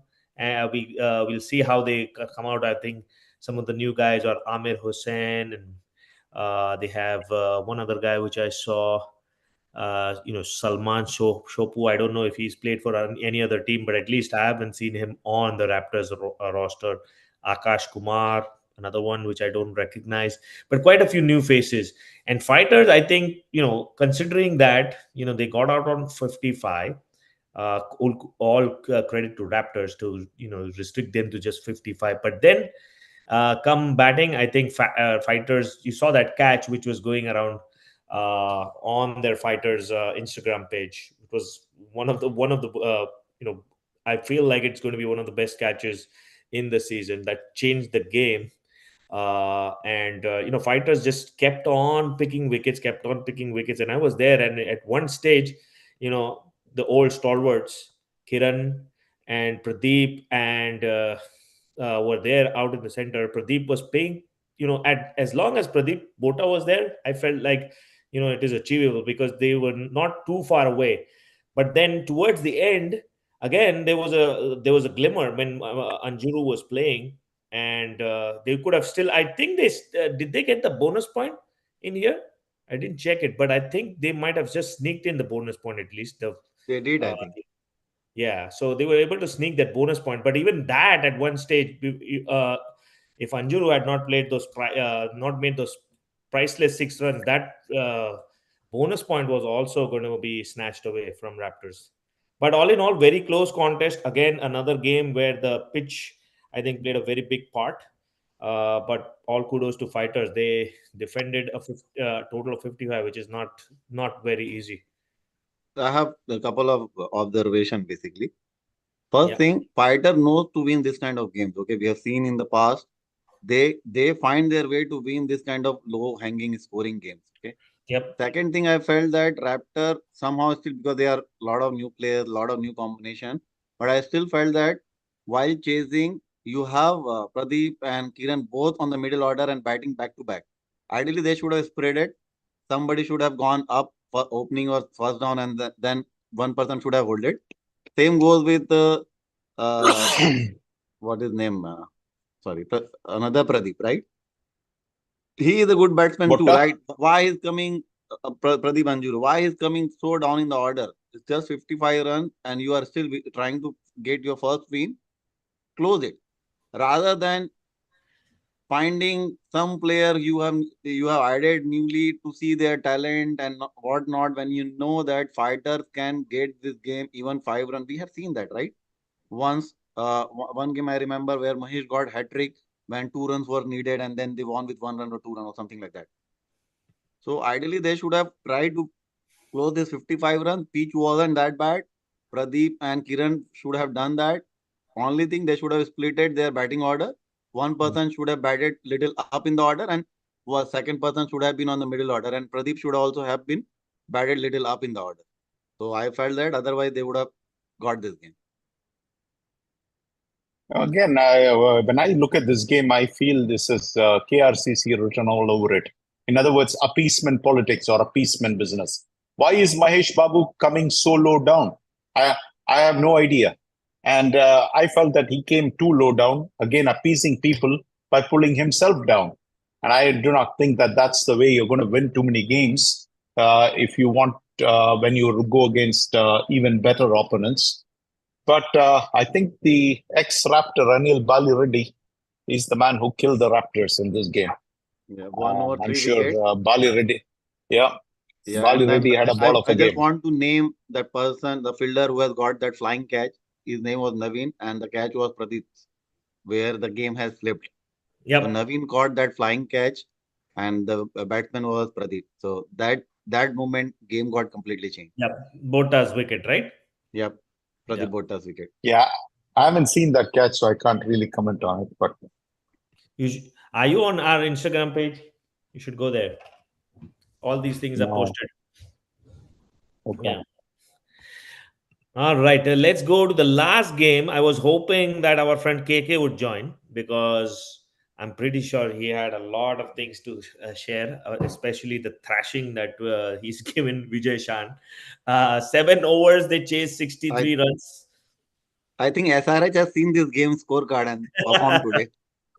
Maybe, yeah. I mean, this is something which is a little unheard of in DCL. Somebody smacking 7 over 63, and Dynamites is no small team. With all due respect, I mean, but GLCC just came out guns blazing. I think I don't know what Kaushik Chapadi got the message from his new captain, but yeah, both of them. Brother Murli and Kaushik, they were straight away off the blocks and finished the game, as I mentioned in the message, even before lunch was being prepared at home. So it was like a really, really quick. Parthiv, your wish is my command. KK says he'll join. That's good. So he's going to be joining in. All right. I just texted him to join. So I just saw this text saying that while you were saying that I wish KK was there, he was obviously paying attention to it. Yeah. There's no love lost between. There's no love lost between KK and Vijay Shan. Yeah. I mean, you guys might be in the same committee, but it doesn't matter. When it comes to beating Vijay Shan, KK is all up in arms. Yeah, that's one of the reasons I was, started the games upside down. I generally, as I mentioned, I start from bottoms up, but I knew KK was coming around 9 o'clock, so I wanted to keep the GLCC Dynamites game for him so that we can hear exactly how he planned the decimation of Dynamites. I mean, Dynamites. First of all, 61 was a very poor score, but considering that some of the games that were going around, I would say it would have been a competitive score, maybe 10 or 15 runs less, but I wouldn't have expected the thrashing that Kaushik gave Dynamites. I mean, that's IPL kind of batting. 40 runs in 26 with 5 fours and 2 sixes, 150 strike rate. That's like crazy. No, So yeah, Kaushik never show mercy to the bowlers. Okay, he always play like that. I thought this pitch is a damp pitch, slow pitch. He may hold himself, but no, he's like a head of DCL. Travis Head has created havoc in IPL, and let's see if Kaushik Chapadi is going to replicate that havoc in DCL. Yeah, here we All right, have I'm going to wait KK. for another minute if KK is KK is here. watching. Oh, there KK he is is. here. All right, KK, need you to throw some light on how you guys plan the decimation of Dynamites. Like, what did you tell Chapadi? What did you tell Kaushik? We, honestly speaking, we were practicing for a few weeks, but nothing went into this game Oh, you plan. are practicing for a few weeks to beat up Vijay Shan, is it? No. To have a good start to the season and not be very rusty. Especially, I've been out of action for some time, so been trying to practice. The weather was permitting. So, and going into this game, the first thing was to put 11 people on the field. With Abhi Penmitsa injured and he'll be out of action for a few weeks. So he was just sitting out in the dugout so that I can just add him to qualifying games. And then I had to rope in my brother's friend who has not been playing cricket for 14, 15 years to fill as the 11th guy for the game. So when we went into the game, that was the first thing, to have 11 players on field. And most of the folks over there they have a lot of experience, right? I mean, you look at the number of games that they have played. It makes it very easy. As this year with me leading GLCC, that is another challenge, to start well, because once you start well, I think things will fall into place. And with all these experienced folks, it makes the job very easy. And the moment we got 1 or 2 wickets in there, and then we're trying to see how the bowlers are doing, are they still rusty or not. We got to the interval mark, the 12-over mark, where Dynamites were doing good. They were 40 for 2, and at the, I think, 14th or 15th over mark, they were 53 for 2. So it's in addition to how the GLCC bowlers bowling good line and length after that, it was also Dynamites who chose some poor cricket. Actually, they got 3 runouts, and this year with adding new younger folks into the team, the inner circle is a bit strong. So that's where we were able to effect those 3 runouts, and the catching was good. We were able to wrap up them at 61. But with Keith, and if you followed the last year's game of GLCC versus Dynamites, you would see that GLCC were bundled out for 38 and Dynamites were bundled out for 37. So it's Keith again. So 61 is not easy, but gladly we got a good start. The first wicket, we got about 28 or 29 run partnership. And from there, Dynamites, the fielders' body language was down, and then Kaushik was still rusty. He was not able to hit the ball good, but he hung in there, and then with help of Soumit, he was able to finish the game. This is what If rusty is. this is not good, hit the ball good, I want to see what is hitting the ball good. And he was not still middling it, and I can see when Kaushik bats well, it looks completely different. But maybe the May weather also attributed some of it, and he was coming back, recovering from a cold, so he was still not at 100%. So. Well, all I can say is I hope Vijay, heals his wounds really quickly, because next up is Gabaji is waiting for him. So after their love story is larger than DDLJ. So. So I think there's a week break to heal on the wounds which Kaushik has given. Then, and after that, I think I'm pretty sure Gabaji has some plans ready for them as well. I mean, it's a do or die game for Gaba also, right? Because after losing to FCC, huh? We are playing Stars What? this week. Yeah, I think Okay, and they have so a break. I think Dynamites have a break, and then I think the 18th, I think the week of 18, that's when they play Right. the next game at least. But I think my observation is Dynamites definitely missed Arun Selvaraj. Hmm. Last year he was in very good touch along with Murugan. So he is not here.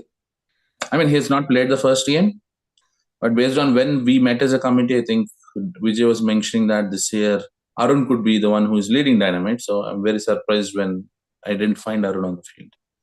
And when there are certain teams where when you do not see one or two folks in the dugout, it's playing Division 1 versus Division 2. And that is what I noticed in the first game. No disrespect, but yeah, without Arun, it looked very weak. Venkat tried his best. Murugan is still rusty, but Arun, a premier all-rounder for their team, is not there.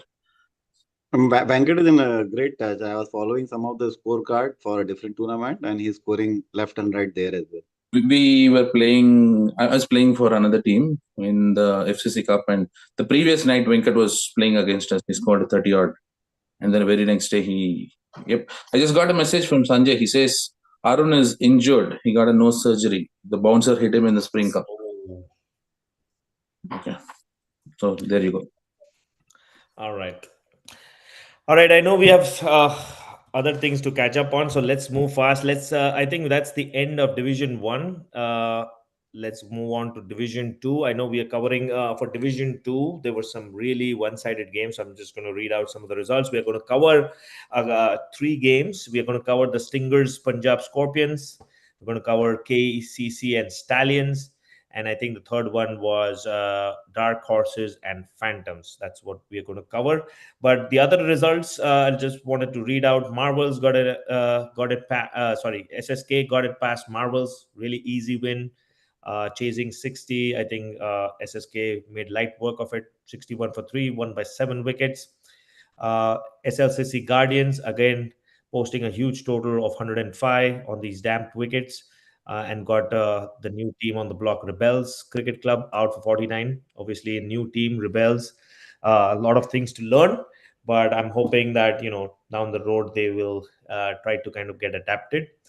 Racha Riders, another team. Punjab Lions, as we all know, they've been in DCL before, so they have quite a bit of experience playing the T-ball. Scored 119, and Racha Riders folded for 89. A good spirited fight back by the new team. 89 scoring 89 against Punjab Lions, but nevertheless, Punjab sealed the game with 30 runs. Then we had Royal Challengers Detroit versus Honkars, another game where uh, one of the Royals had to get better of the other. In this case, it was the Challengers, the new team on the block. Honkars have been in DCL circuit for a couple of years, but haven't really found, haven't tasted victories too many times. In this case, also Challengers scoring 93 and getting Royal Honkars folded for 60. And the last game of the week was Vikings versus Local Boys. Vikings, a new team, got a real taste of what DCL is all about. Got folded with just a paltry score of 38, and then Local Boys successfully chased it 39 for 5. Although I'm pretty sure the Local Boys captain would have loved to lose less wickets, but nevertheless, a win is a win, and Local Boys won by 5 wickets. So those were some of the other results on Division 1. I'll go back to Stingers and Punjab Scorpions. If you guys want to cover that game. I think it was a pretty high scoring game considering some of the other results that were floating around that week. Stingers have always been a great team, on the verge. They barely missed out on Division 1. I remember Jagan complaining about why 20 and not 21, but the Stingers was 21. So yeah, they've been on the team on the high. They've got some really good talent. Vaibhav Tyagi and Monty Patel, scoring those big runs, and then towards the bowling attack, I think they've always had some good bowlers. I think Nilay Patel and Alagu, the guy. I think he's probably the the oldest guy, but he has probably the most, I would say, spirited. The way he plays the game, the best spirit in DCL. So I think Stingers had a great run. They got the points in the bag, all 5 points by 11 runs. Uh, Anybody want to throw some more light on this game? Anything you guys noticed? Yeah, I see Stingers playing semi-final in Division 2.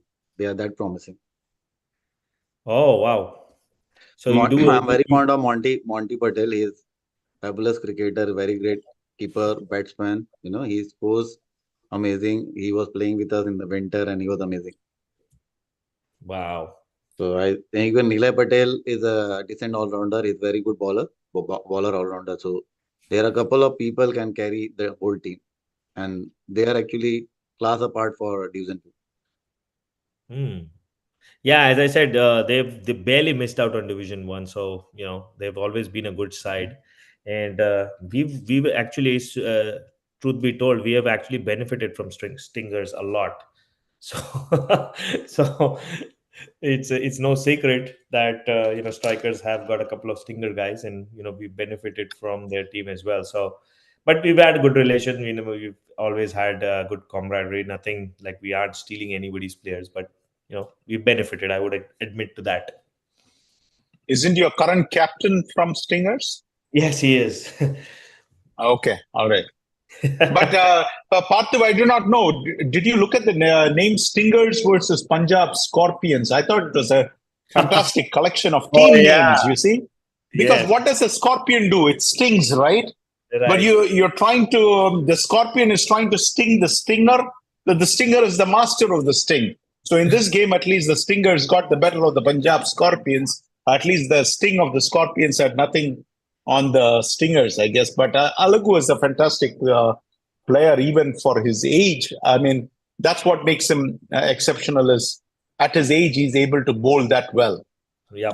But I also found that he's an exceptional umpire. So I think knowledgeable guy. So it's good to see these kind of players in the league. And I think in this game, if you ask me, there is that Sriram, and I want to call him Stinger Rangarajan. If you ask me, he's the one who bamboozled the Scorpions. He had a fantastic game. Or am I looking at a different scorecard? As far as I can see, I mean, Sriram Stinger Rangarajan is the man who was the main difference. Yep, I agree. He had a fantastic outing. I mean, now, of course, you know what's going to happen, Gabaji? Mm-hmm. Next year, Stinger Ramarajan is on Parthiv's team. This is what is happening. Where Parthiv said there are some teams which are losing, but there are some teams which are always pulling certain players from this other team and benefiting from it. And we have Parthiv doing that. And next thing you know, we might see Sriram on strikers. Who knows? But I think great win for Stingers. That's all I can say. Yep.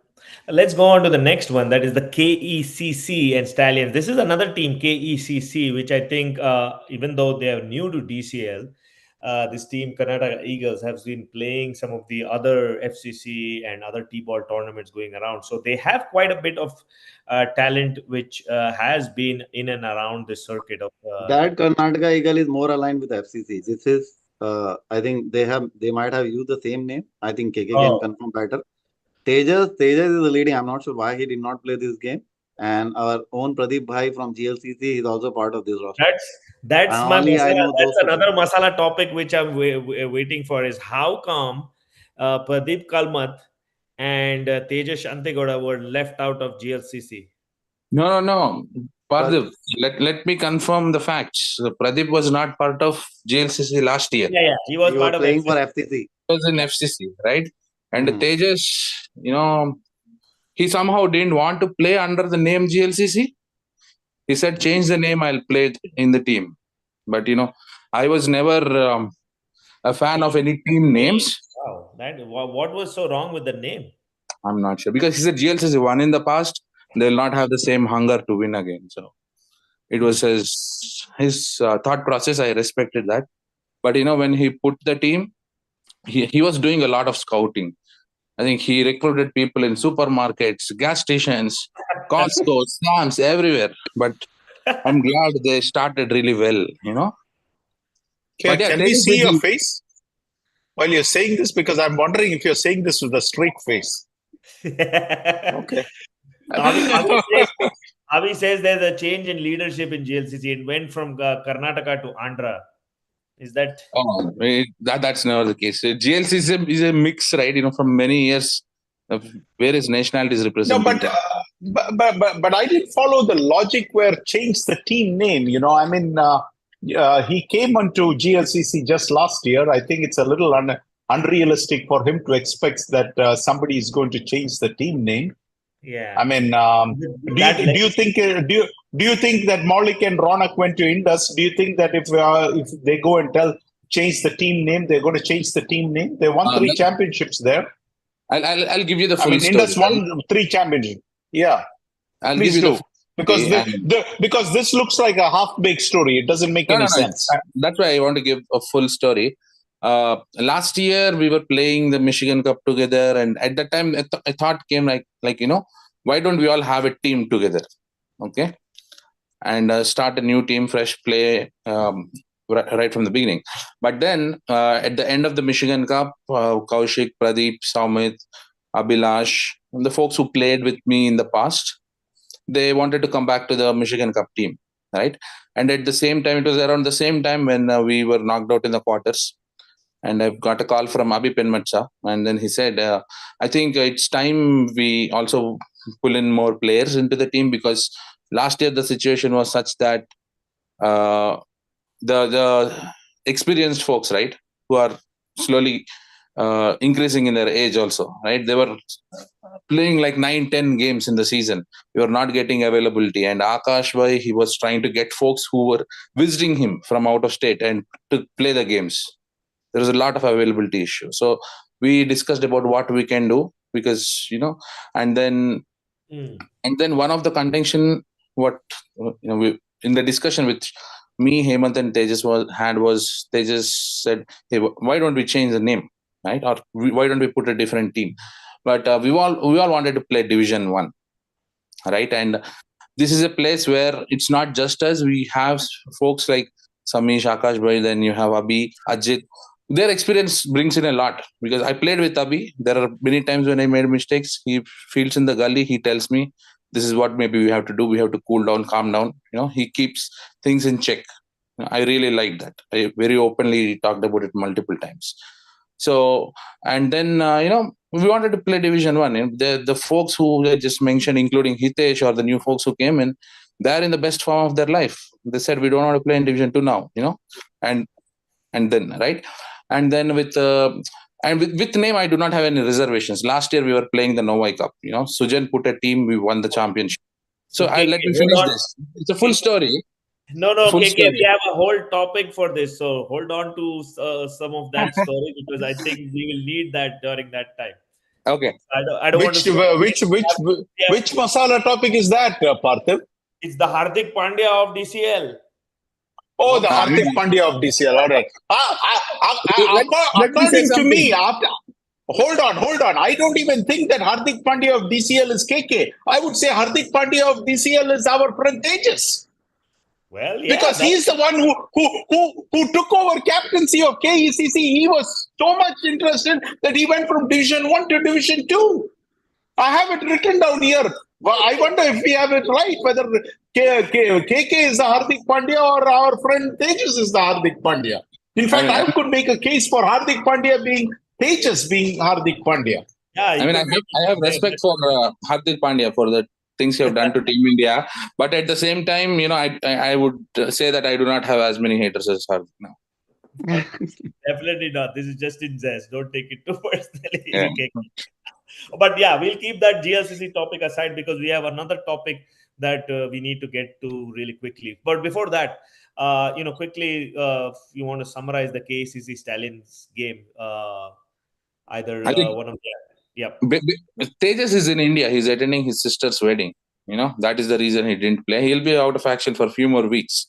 But when I looked at the scorecard, I was feeling very happy, because a new team coming in and beating a team like Stallions is sterling strikers, right? And they have good lineup, and more than half the hold folks. hold on. I'm not fully agreeing with you on that one. I do not think they have such a great lineup. All their great I lineup didn't is say in great. in KRCC and in Glads. The great players are in those two teams. I did not say great, Vijay. I said good lineup. I mean, because the folks in KCC, right? If you look at the probably single-digit games or never played DCL or any T-ball tournaments, for them to actually put a first game performance like that, I think it's But more than. definitely, Pradeep. Yeah, but Pradeep you know what? I could take Kaushik Chapadi to Arizona and put him in an Arizona Cricket League, and he has a great performance. Are we going to say that was a junk performance? No, he's a great cricketer. He's going to perform no matter where it is, whether it is Arizona, California, or Michigan.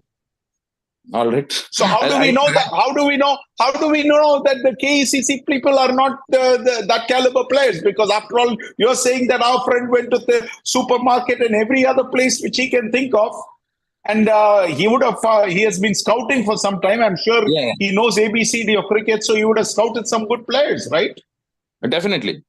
Agreed. But coming in straight into T-ball and performing is not easy. That I think we all agree.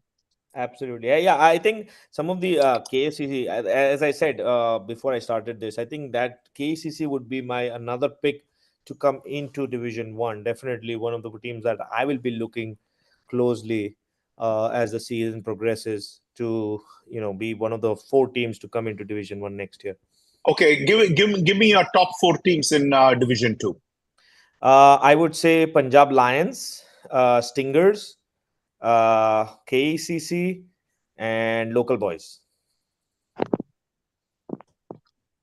Gaba? I'm just checking. Sorry, I'm just taking a list. Okay. All right. Well, carry on if you want to. While Gaba gets it, does KK want to finish up his analysis on this game, the KECC versus Stallions game? I would add Thunderbolts also on that list. I think Thunderbolts also is quite experienced and they have improved team as well. So on the list of Parthiba, I will add Thunderbolts. But only 4 go. So who would you replace? So I think I will go with Thunderbolts and those 2 teams, KECC and Stingers for sure. And Punjab Lions. Thunderbolts also, I believe they will go through. And one of those Punjab team, either Punjab Lions or Scorpion, one of those teams probably. I'm not much familiar with one of those teams. I always get confused, but I think one team they are having a nice players. Yep. I have a different. You know what? Okay, go ahead. KK, what's your list? I think Gujarat Warriors is one team. They have got. That's I have Gujarat Warriors too. Yes, and then I have SLCC Guardians as one team. This year, the amount of players they've added and the talent, I think the results might come out really good. Closely following that team. I'm not fully convinced on that one. But go ahead. That's okay. Yeah, then Punjab Lions is one. We have played against that team. They are pretty good. But their availability issues is the only thing I'm concerned about. Mm-hmm. And then the 4th team, it is either the Thunderbolts or the Stingers. How come you guys are missing out Local Boys? I think that's one of the real good teams. I would be surprised if Local Boys didn't win the whole thing in Division 2. Local Boys last year, right? If you look at the entire statistics, our friend, who is that? Sorry, Srinivas. Yes, Srinivas. Sorry, Srini. Right. Yes. For a second, I lost my thought. Srini Elumalai is the number 1 batsman in DCL 2023. And with such a talent, they were not able to make the playoffs, not even the top 20. Okay. And now Srini has to perform every single game. He has to be available every single game. And if anything goes out of plan, the others, I don't think they are in a great position to actually step up there, right? That's the main concern. With one guy, will you see, to make it to Division 1, you have to get to the semi-finals of the tournament. not the pre-quarters, not the quarters, semi-finals. And that's where I see the challenge with local boys. When they come across the good teams in the quarterfinals or the pre-quarters, they might really face the challenge. But Gujarat Warriors, you guys are giving it's a yes, it's a new team, but it's rising It's not star. the new team. It's a rising No, star. no. It's not. It's the Rising Stars. Yeah, it's It is rising star. rising But it's stars. True, different. but Yeah. they got a good number of players from GLCC too. Okay, Ankit Patel is now playing there. Sudeep is playing there. Nikunj is playing there. I think with Division 2, I Oh, think hold on. This Ankit Patel thing, hold on. Okay. Ankit Patel, you guys stole it from them in the first place. He was always their player. Okay. When I say you guys, you were not even there when that stealing happened. All right. So when I say you guys, it's just because you play for GLCC. Not you, but the GLCC guys got him from there. I mean, the player exchange happens all the time, but now they've got it. The talent is added back. And then they're very closely knit unit, the young folks. Part of that, Gopal Patel is a very good batsman. I don't know if he's there. He's an excellent player. Excellent player, yeah. Exactly. He plays for Gujarat Warriors. Oh, nice. He plays for Gujarat Warriors. So I don't know how come I don't know how you guys are discounting them. No, actually, anyway, because of this name change. So that means the guy sitting 10,000 miles away has a better idea of what the Gujarat Warriors are capable of. Well, we'll have to come back to this maybe a couple of weeks later. Let's give everyone a fair chance because it's just been 1 week. But I think, at least on paper, we have our top 4, we think. And maybe after 2 or 3 weeks, we can revisit that, see if we want to change that. Because there are quite a few new teams. So, we don't know a lot of like the Racha Riders and the Rebels and, those kinds of things. So it's not fair to discount them right away. Yeah, I agree. All right. And then the last game of this week we are going to cover before we get into the Masala topics is the Phantoms versus Dark Horses. Same old. I think it is. It's the Rahul Bhandari and Pankaj Watts. In this case, I mean, last week I think Pankaj Watts was able to, win them the game.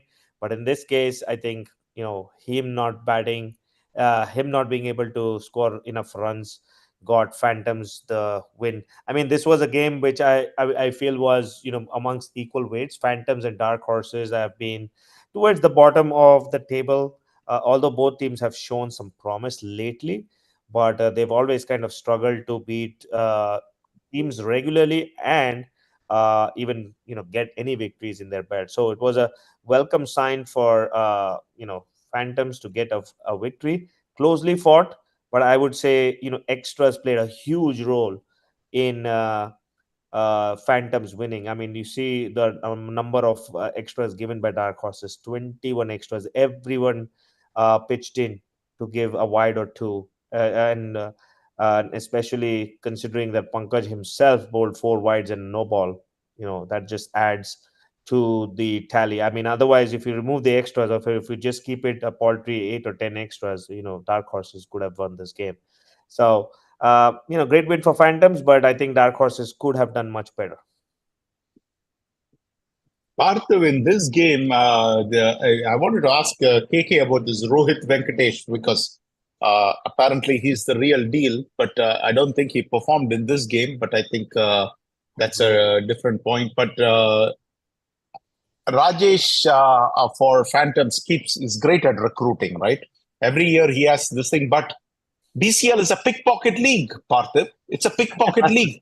And we are so good at pickpocketing things, and poor Rajesh keeps recruiting, and some guy comes and pickpockets him, and he finds a good player, and the next thing you know that there is a pickpocketing happening. At the end of the season, poor Rajesh loses it. And I wonder whether Rajesh can hold on to Rohit Venkatesh, or is maybe somebody like Hari Parankusam comes along or KK comes along, and next thing you know, pickpocket has happened, and it seems to be happening all the time. This year, Raptors are the guys who got pickpocketed by KK and company. I heard that a lot of the Raptors are blaming KK for the huge pickpocketing which has happened there. But coming to Rahul Bhandari, he has not been performing. He's a great player. 2 years back, he was having a fabulous season, or 3 years back. This year, he's performed in this game. But as you rightly said, I think the extras is where the problem is. If you had kept it equal, I think dark horses could have been level in this whole equation. The other problem is, if you look at it, there are 6 guys who have scored 2 runs or less for dark horses.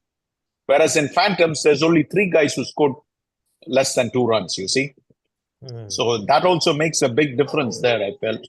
But yeah, I mean, my question there is Phantoms, dark horses, good old-fashioned DCL game. I think Rajesh has... I've always been impressed at the way in which he has run his team. The only thing is keeping that talent, and that has been the problem. And keeps getting new talent, but if you keep losing talent, that's where the problem is. You're not improving as a team. You're stagnating at that level, and I think that's the problem for Phantoms. But in this one, good win over dark horses. But let me ask you a question, totally unrelated to this. We saw the DCL final. Very first ball of the DCL final was Vignesh Venkateshan trapped in front for an LBW. Now, let me ask you this, Parthiv, as an umpire, would you have given that out LBW? I mean, that's a very gutsy call, right? I mean, in the sense, it's the first ball. You have not even settled down, and right away, there's a huge appeal. Of course, I think it was plumb in front. There's no doubt in my mind. But my question is, I keep asking myself, and I and Arjun Ajbani had this conversation, man, that required a lot of guts to give LBW on the very first ball. I do not know if I myself would have done it. That's I agree. I mean, it's a tough call. I mean, first ball and the last ball. I mean, I've seen in IPL, some of the umpires gave, like, when you were requiring 1 run, it just happened. I think it was the SRH game where he gave an LBW 1 run to go. I mean, it's a gutsy call because essentially it's like so much pressure. You have to absolutely get it right as it impacts the game, the first ball or the last ball. First ball, obviously, it wrecks the start and gives the momentum back. And the last ball, obviously, it's like, could go one way or the other. One team is always going to feel disappointed. So, yeah, it's definitely something to... Who was the umpire, by the way? I forget now. But Pankaj Watts. That's why I brought it up. Okay. Pankaj Watts was the umpire. Yes, Pankaj Watts. I have a whole level of respect for that, not because it went in our favor, but I'm just saying is that, you know what? I just don't know if I myself would be able to have the guts to call on the very first ball of the match. I haven't even settled down, and right away you are asking for this thing. You might be tempted. Oh man, this is a DCL final. Can we just let it go and let us let's move on, kind of a thing. Very first ball of the match, Pankaj Watts gave it an LBW. That is gutsy. That's true. Not that I'm disagreeing with it. I'm just saying that it's such a gutsy call. You have to be very confident as an umpire to do that. That's right. So yeah, and then that's one of the reasons why some of these guys get picked over year over year. Is like Pankaj Watts is definitely one of the most sorted umpire in DCL, and he gets picked every time, like playoffs. So there's a reason why these guys get picked, because they have the the guts to give these calls and stay put to some of the rationale behind some of the decision. Because I think a lot of times that's one of the things that baffles me, is like the umpire has no real rationale why he gave it out or not out. I mean, if you're clear, then at least I respect you, like why you gave it out or not out. But if you're not clear, that just baffles me sometimes. So that's one quality all these umpires have, like Pankaj Watts and some of others like Sai, and people who come regularly to umpiring. I think they're very clear in what they when they give the decision. All right. When we are talking about umpire, I think we are done with the games, right? Yes. Yeah.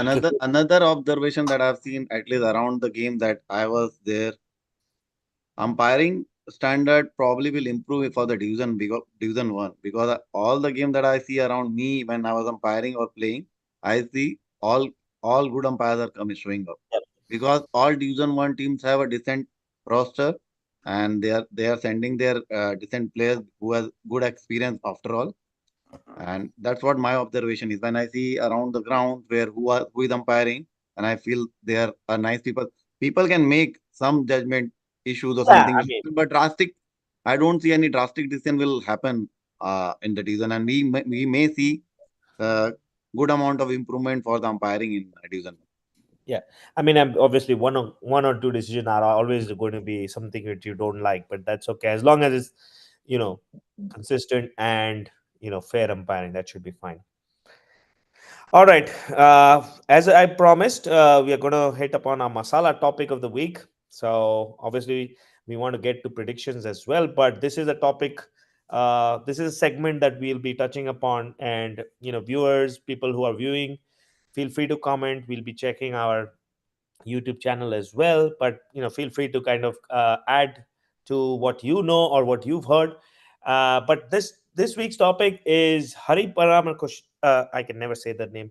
Hari from Stars.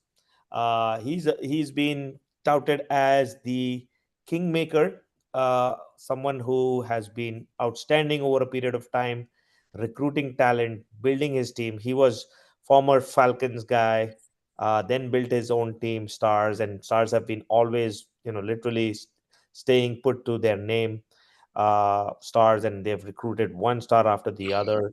From Praveen Bangera, the latest one, and now the question is Hari the matchmaker or the immigration lawyer? Like, how in the world is he trying to get Praveen Bangera in? Now, I'll open it up. Everybody can chime in.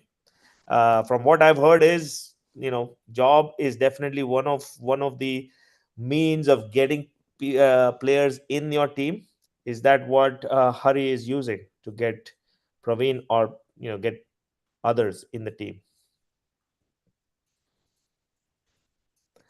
Open it up to you guys. So let's see what do you guys think? Like what makes Bangera come to Stars, leave the trusted in the Thunders and come to Stars? I think Vijubhai has some insight, so let's hear from him. Well, I have the insights, whatever the grapevine has told me. And what the grapevine has told me is Bangera is headed to Stars, is what I was told. All right. Now, whether that is true or false, we'll only know in the coming days. But there is a holdup, as Gopu himself is saying, hey, not so fast. You get my point? Yep. This is what I heard. This is what I heard is that Bangera's wife is being offered a job, or it is all contingent not on Bangera, but Bangera's wife getting a job. Yep. If Hari Parankusam can get Bangera's wife a job, then Bangera to Stars is a done deal. But if that job is not forthcoming, now remember, the jobs is not that easy to arrange either. So this is where the holdup is, and this is where the gray area is, because we can't just. It's not like Hari Parankusam owns Mercedes-Benz, all right? So he can only push to a certain extent. I'm assuming. I do not know. I could be wrong, but if he can't swing that job, then Bangera is quite happy to stay with Indus. After all, he has been playing with Indus. He has always played for Knockers, and he's been playing for Indus, so he would just continue with Indus. But if that job can be arranged, all right. But Viju, my question is that what Hari has offered, or is that something which Bangera is obliged to do? No, Bangera would be obliged to. Bangera, how did he end up playing for Knockers? Knockers got him a job, right? And so now Bangera ended up playing for Knockers after the Megabytes. Now Sanoj had the ability to get that job, so that's fine. That's fair enough. That's if Bangera can use his cricketing skills to advance his life, I don't see any reason why he shouldn't do that. I mean, okay, that's fair enough. I mean, I don't have any issues with that. I mean, that's probably what may be happening. But I think the thing is that I think this is what I heard was that this is again all rumors, all right? So remember, this is the Masala section. We do not know everything for a fact or anything like that. What I was told is they are saying, hey, you know what? Don't play for Indus. Just hold on. While we try to arrange this job, until then, please do not play, because once you play, you are done. You get my point? I mean, you cannot play a moment for the rest of the year is not happening. So that's a good thing, because otherwise you would have been intense horse trading all throughout. And that's one good thing which is there in DCL is you can't do the horse trading once a player has played. my feeling is like Bangera is going to say, to hell with you guys, I'm not playing DCL at all, because I know he is pretty very, very busy with his son's tennis. Like his son plays competitive tennis, so he travels around with him. So I mean, last year I think he barely played like probably 2 or 3 games, more, not more than that. He came towards the end. So my feeling is that that might be an easier route for him to take. Like, I'm just gonna settle, not play for anyone. Hey, all I know is Bangera played a season for us indoors. I'll tell you, he's a very competitive player. He's a complete player. One thing I appreciated about Bangera is that, you know what, he had his son's tennis in Grand Rapids. And what is that? A good 3 hours, 3.5 hours. He drove all the way through the night, finished the game, and came and played an indoor night game. Whoa. That is how committed he is. All right. So let's give him credit for what he does. All right. So once he's committed to you, he will do whatever it takes to help you win that game or to do what it takes. So I have no doubts about the one thing, that if he commits to Indus or if he commits to Stars, whoever it is, it's, at this point, as far as we know, it's only between one of these two teams. He's going to do whatever it takes, kind of a thing. That's kind of what he has done in the past.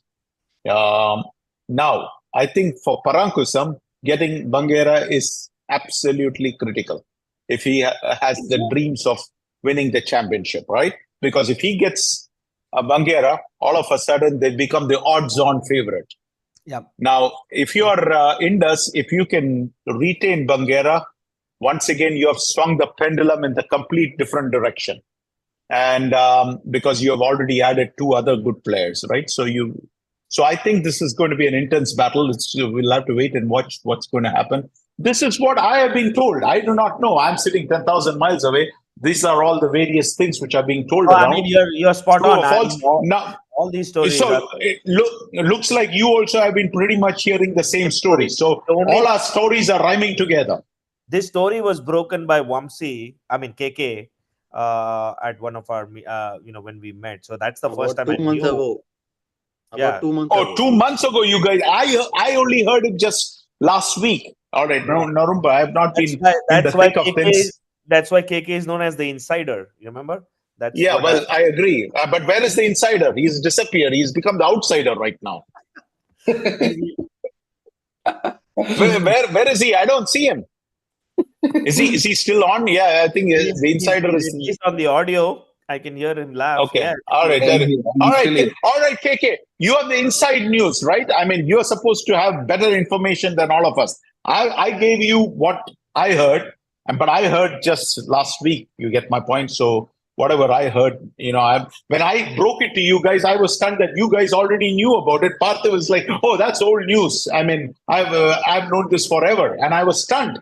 So then again, I realized, I was not been following DCL all that much or something like that. So I said, well, let's wait and find out what the deal is. I'm sure now our friend Gopu is listening to all this with, rapt attention too. I've hinted it to Parthiv that Bangera might join Stars. Okay. Yep. With whatever background things that are happening, right? But that's one, and then I also mentioned that Amar is joining Stars. Yep. That's a done deal, right? Amar is a done deal, right? Yeah, Amar's done. Yeah. I think he's going to start playing sometime in May. And we are playing Stars the next week. So we'll get to know when is Amar joining. We are playing this Okay. week. Is he playing? I do not know. I have Amar's number though. I can check. But in return, Gababa, you have to owe me a beer. You owe me a beer. Beer is anytime. With or without Amar, we'll see. It doesn't matter. I'm always ready. All right. Just kidding. So I think the masala topic, I'm sure everybody has something to say, and everybody's welcome. Opinions are always welcome. So if you have anything more than what we've heard, definitely add it to our YouTube channel. Put in the comments if you know one way or the other. And if you're Sandeep Gopu, then definitely tell us, what is going on, so that we can confirm and stop these rumor mills all for once. All right. I know we are ready for our predictions. So let's quickly go through the predictions for this week. We'll go with the first one, Pokeries versus Red Devils. So it looks like I have the chart in front of me. We have Viju, myself, and You Gabaji have all. to share your screen, Parthiv bhai. Oh, you want Yeah, me to share? yeah, it would be nice if you can share the screen. Okay, let me try that. Um, can you guys see? Yep. Yeah. Oh, okay, perfect. All right. So as I said, I was going in the order. You see our five analysts in the rows. The first game is Pokeries Red Devils, pretty well distributed. I think Vamsi and Satya going on for the Pokeries, the last year champions, whereas Viju, myself, and Finalists. Babaki going for Red Devils. Just a correction. Pokeries were the last year finalists. Yes, Pokeries were the Yeah, last year. it's the champions. So Oh, sorry. No, last year finalist. But we're yeah, I mean, always this saying. is some this I would expect this kind of distribution in Division One games because there's going to be a lot of these games where we are going to be split across, and that's what makes the predictions even more interesting this year. Wow, Gaba has picked the Detroit Titans over the Stars. All right. Stars. I mean, you got to you're leading the side, so obviously he has to. Times have you, Partha, how many times have you picked the opposition and just got away saying that, hey, I want to irk my team, and that's why I'm picking the opposition? But to be honest, I mean, see, I was basically being a little more realistic.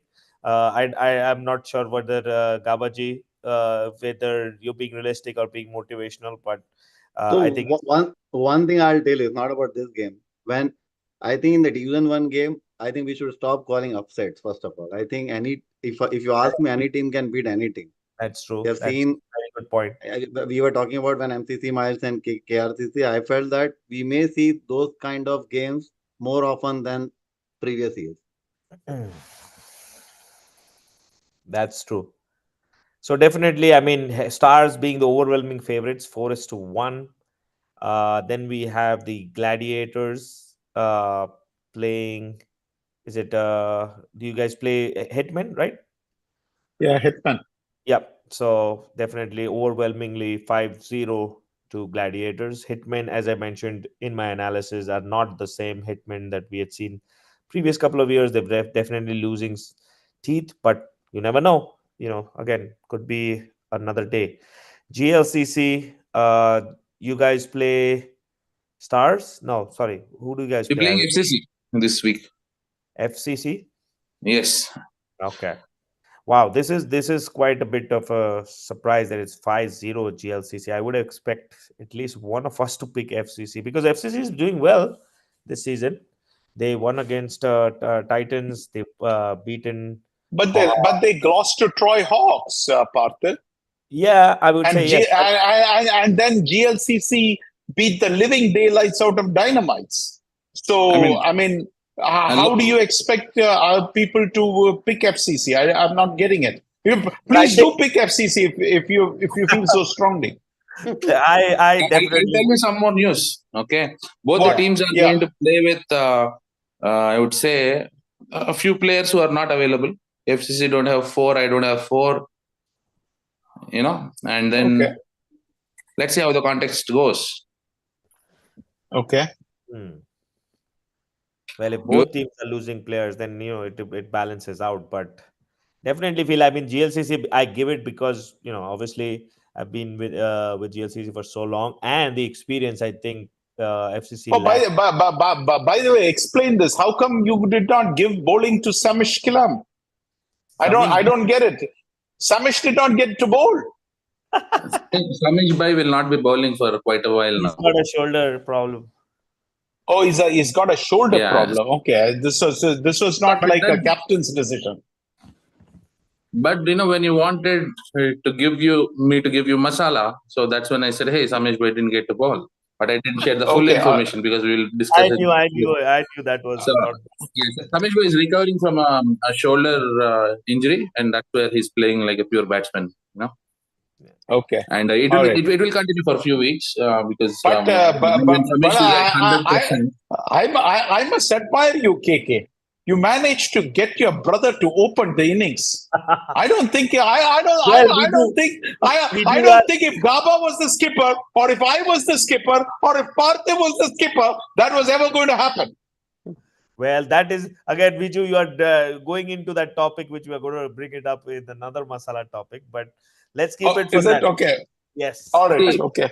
I've traded with my brother the same way I've discussed with every player on what is that we want together this year. So we'll get into more details. Probably I'll need an hour or two to explain. Yes, you will have your time to justify all these rumors that have been probably going. In the future. Call me as a guest. I'll come in. All right. All right. Next game, Fighters MCC Miles. To be fair, I mean, Viju, you've probably gone with MCC Miles based on their last week's performance, upsetting I mean, again, don't want to use the word upset, but a big win over KRCC. But I feel Fighters. No, it's not just last week's. It's just that I have a lot of respect for MCC Miles. I mean, Glad's played MCC Miles in round 1, right? If you ask me, was I nervous in last year's playoffs? I was not nervous in the DCL final. I was nervous in round 1 because I had a feeling that if there was anybody who was going to knock us out, it was MCC Miles. Because that was the kind of feeling I had, that I asked Satya, and he'll tell you how much I emphasized to him that we cannot take that game lightly. And of course, I had a little bit of concern with Red Devils, but I had more concern with MCC Miles. Red Devils, I felt, okay, they had some good players, but if we can take care of Gagan and we can take care of maybe Chanakya and one of the 2 other players, we might be in the driver's seat there. But with MCC Miles, I already had a tough game in the regular season. I was hoping not to see them, and long behold, we ended up playing them in round 1. And so this is more last season continuing on to this season. Well, you are definitely all on your own on an island because everyone else is Fighters. So 4-1 to Fighters. Okay. Well, I think Sanjay Langovan is going to send me a special treat this weekend.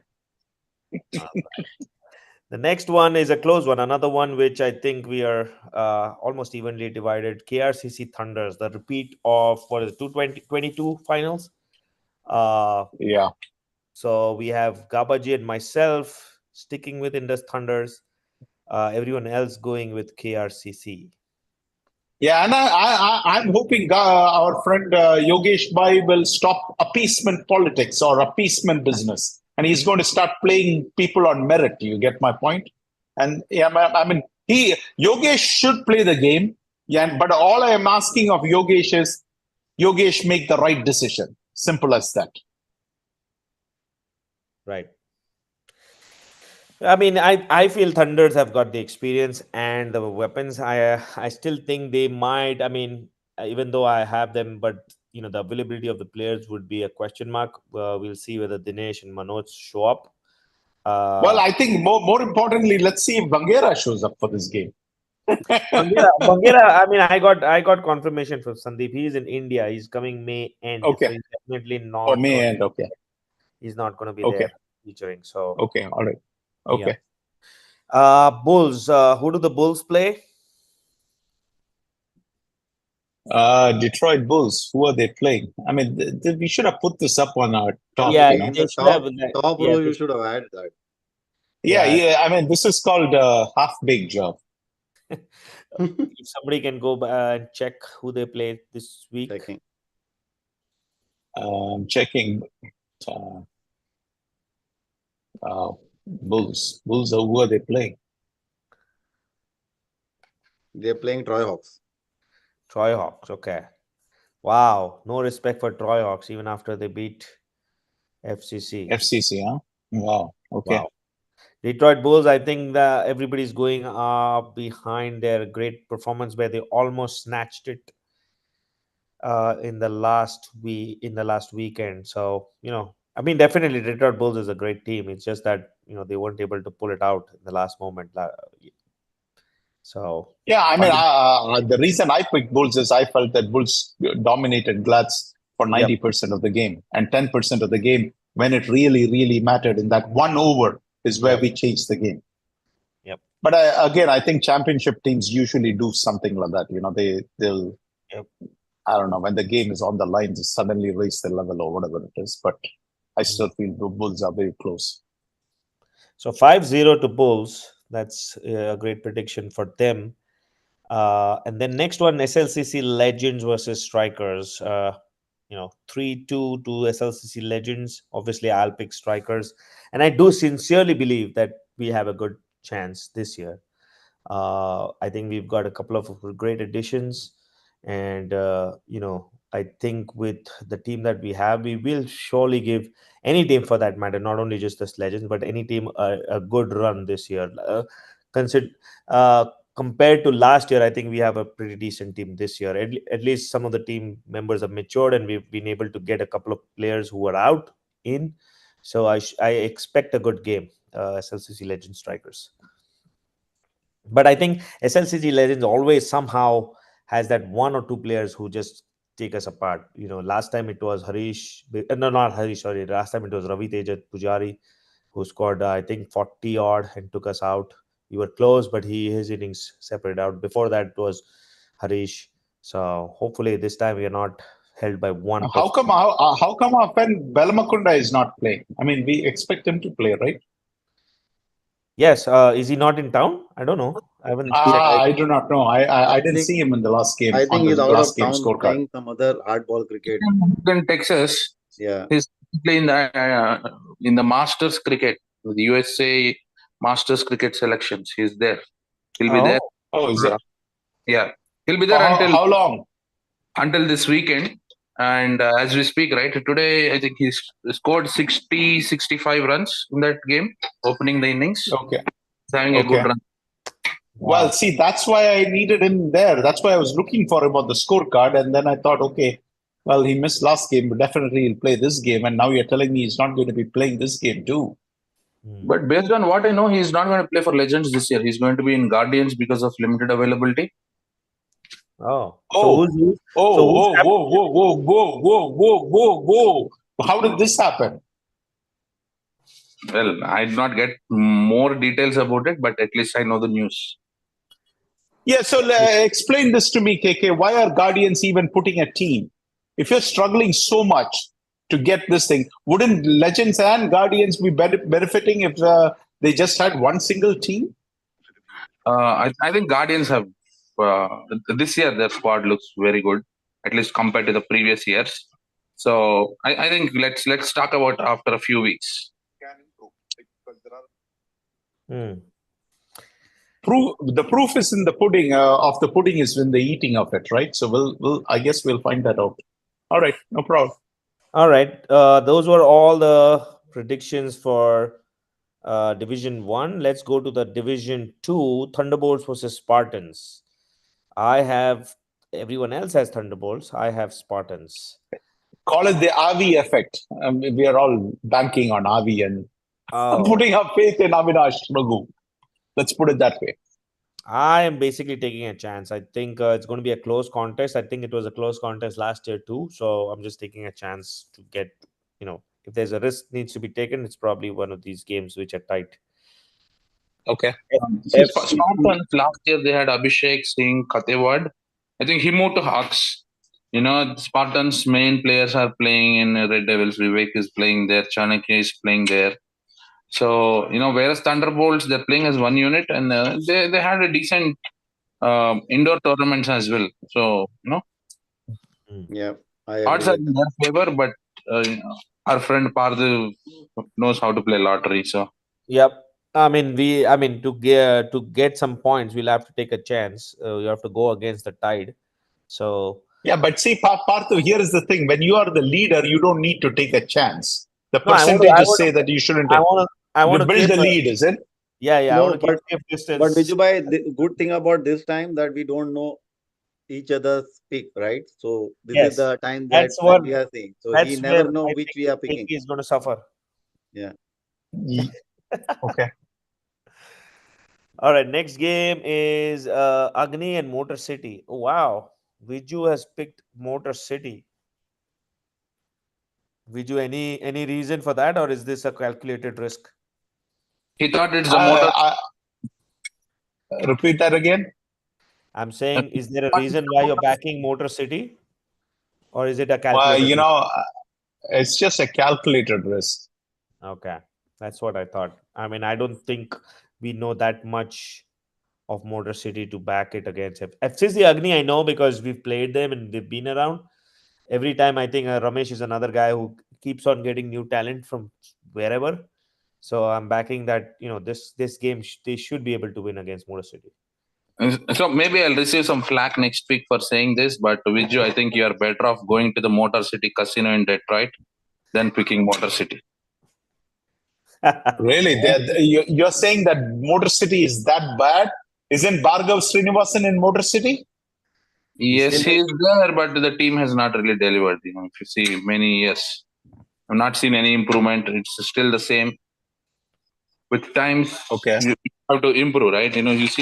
You see IPL, and if you're still playing like LSG, like the way they played today in the power play, and you see on the other hand, SRS DC, they're demolishing. They've adapted, right? That adaptability is missing in Motor. Please don't tell me FCC Agni is Sunrisers Hyderabad. Come on. No, I'm This not is talking like, about it. come on, give me a break. Oh, I mean, there is a limit to hyping things up. All right, you are hyping it beyond the moon, my friend. I said something else. You see, Motor City has not adapted to the game. Over the years, Okay. their approach has been the same, whereas the other teams, I think they've made some changes, but with Motor City, I did not observe any changes. Maybe if you are closer to that team, you might know more. No, I don't think. Yeah, that's. No, I don't have any special insight on many of these teams, especially in Division 2. Yeah, I think same case for us. I think the next game, I think Rising Stars and Stallions. So I think we have not changed probably their name, Rising Stars to Gujarat Warriors, but I'm guessing that's the team. So Gujarat Warriors, Wamsi, you and Viju go for Gujarat Warriors. Rest of us go with Stallions.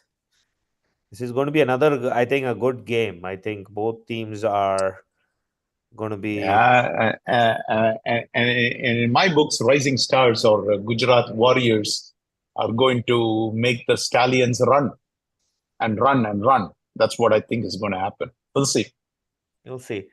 Next game, SLCC Guardians and Stingers. Well, Vamsi has been speaking very highly of SLCC Guardians this year, and he's actually put his money where his mouth is. He's actually voted for SLCC Guardians against the Tide. We have 4-1 for Stingers, but Vamsi. But again, I think we are basing it on the same logic which Vamsi was saying just now. I haven't seen much change in what is that? Motor City is what Vamsi was saying. That is the same problem we are having with SLCC Guardians, right? They have done squat. But I think what Vamsi probably knows better than us is like SLCC might have got a few more talented guys this year that we don't know about. Yes, traditionally, yes. If you see, SLCC hasn't performed, Guardians hasn't performed to the level which Legends or even for that matter other Parthiv, the most noise SLCC Guardians made was during that with our friend Jagan Konda. Yes. Right? Yeah. When he sent an email and Jagan Konda made a mountain out of a molehill. That's the with Sudha Kiran kind of a thing. And then I had to come out and defend Sudha Kiran. Yes. So now what I'm saying is, let them prove it to us, and then we'll start believing. Yep, but at least they've got one vote from Vamsi. That's but you know why? You know where we usually lose it. It's in the first 3-4 weeks. After 4 weeks, all of us get an idea of who is really performing and who is not performing. It is the first 4 weeks. It's a mad gamble. Right, I agree. I think towards the latter half, I think we get a good guess of who's performing. But if you see the next 4 games, I think we are pretty much unanimous. Oh no, there is a change. But the next 2 games, at least, we are unanimous. Local boys are the unanimous 5-0. Who do they play? Do they play Vikings?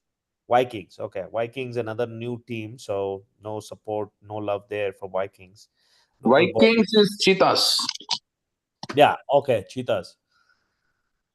And Rebels, that's the Durga Prasad team, right, KK? Yes, Durga Pamarti. Okay. Yeah. Okay. Got And it. then Rebels, if I'm not mistaken, is that cover drive? Is that true? Yeah, that's why I'm surprised. How come Viju picked a team that scored 12 runs against them last year? Well, Wow. it's not like Marvels is eliciting a lot of confidence either. It'll be a great game. That means Marvels versus Rebels. I mean, what I saw. Oh, that was a different team. I think Racha Riders was the team that was playing against Rangers, which I thought was impressive. But yeah, they not. That's not. That's a different That's the team. problem. Actually, even I got confused with Racha Rider Confused. and Rebel Cricket. I believe. Yeah. I also. I think I had when I predicted this, I was thinking about Racha Riders, and I, you know, thought about this team as Racha Riders instead of Rebels. But nevertheless, I mean, Yep. it's a gamble. But yeah, one for Marvels, four So against. now you're telling me Rebels is Cover Drive Cricket Club, is it? That's what now I got. Yeah, he's right. I recall because I only changed their name. Okay. Well, see, I did not know that, right?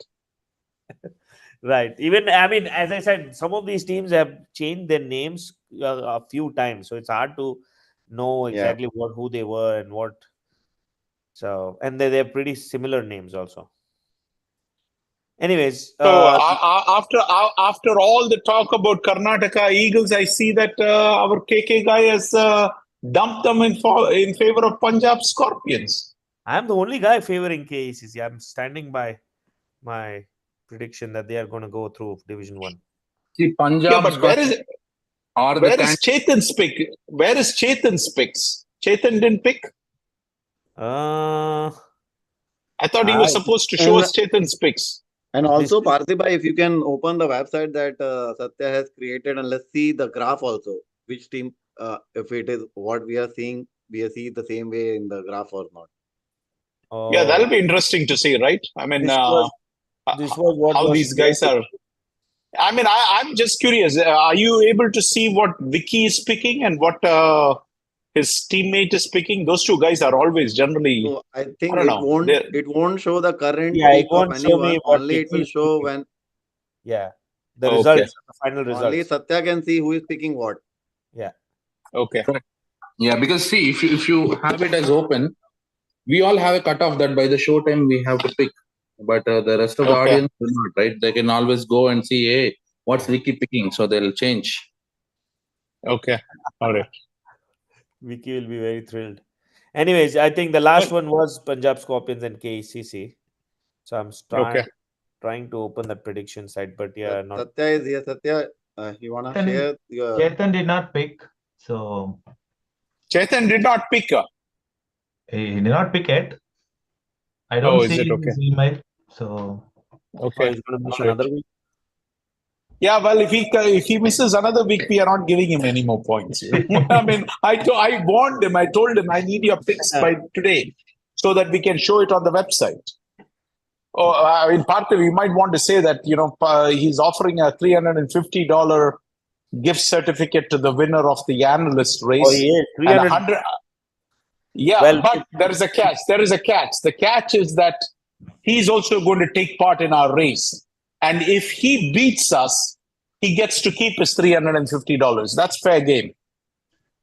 that's But fair. if one of us beats him, we get the 350. So he has bumped it up from 250 to 350, and the regular analyst or the regular public is giving them $100 gift card. So Nice. Yeah. Now that you say that, I think we can allow him another week to pass if he's if he's sponsoring. no. I'm sure I'll remind him he needs to do the pick. All right. Hey, Satya, are you able to show that prediction site or should we do that? yes. How come you're not able to show it, Parthiv? I'm just trying to see if that WhatsApp, that link which was sent, He's trying to see the link. trying to find the link. Oh, he's trying to find the link. Okay. You had I thought sent you it. pinned Oh, it. yeah. No. Yeah, I pinned it. Now I'm bringing it up. I'm opening it up. Let's see if it opens up quickly.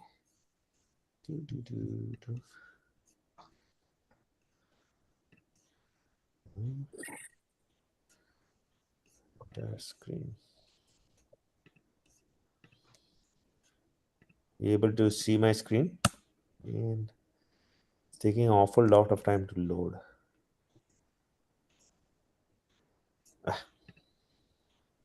But I'm sure Gaba can load it too.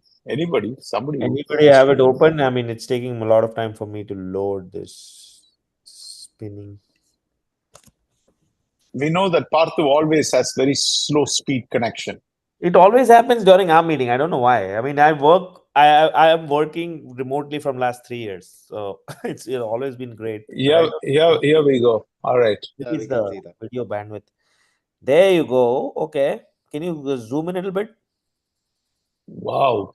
Pokris have the edge against Red Devils, huh? According to the general public. Yeah, but it's like very thin edge. Yeah. Definitely Yeah, towards I Pokris. agree. Yeah. Okay. GLCC have a heavy over FCC. Gladiators were unanimous. Wow. Fighters. Oh, that is even close. Fighters MCC is pretty close.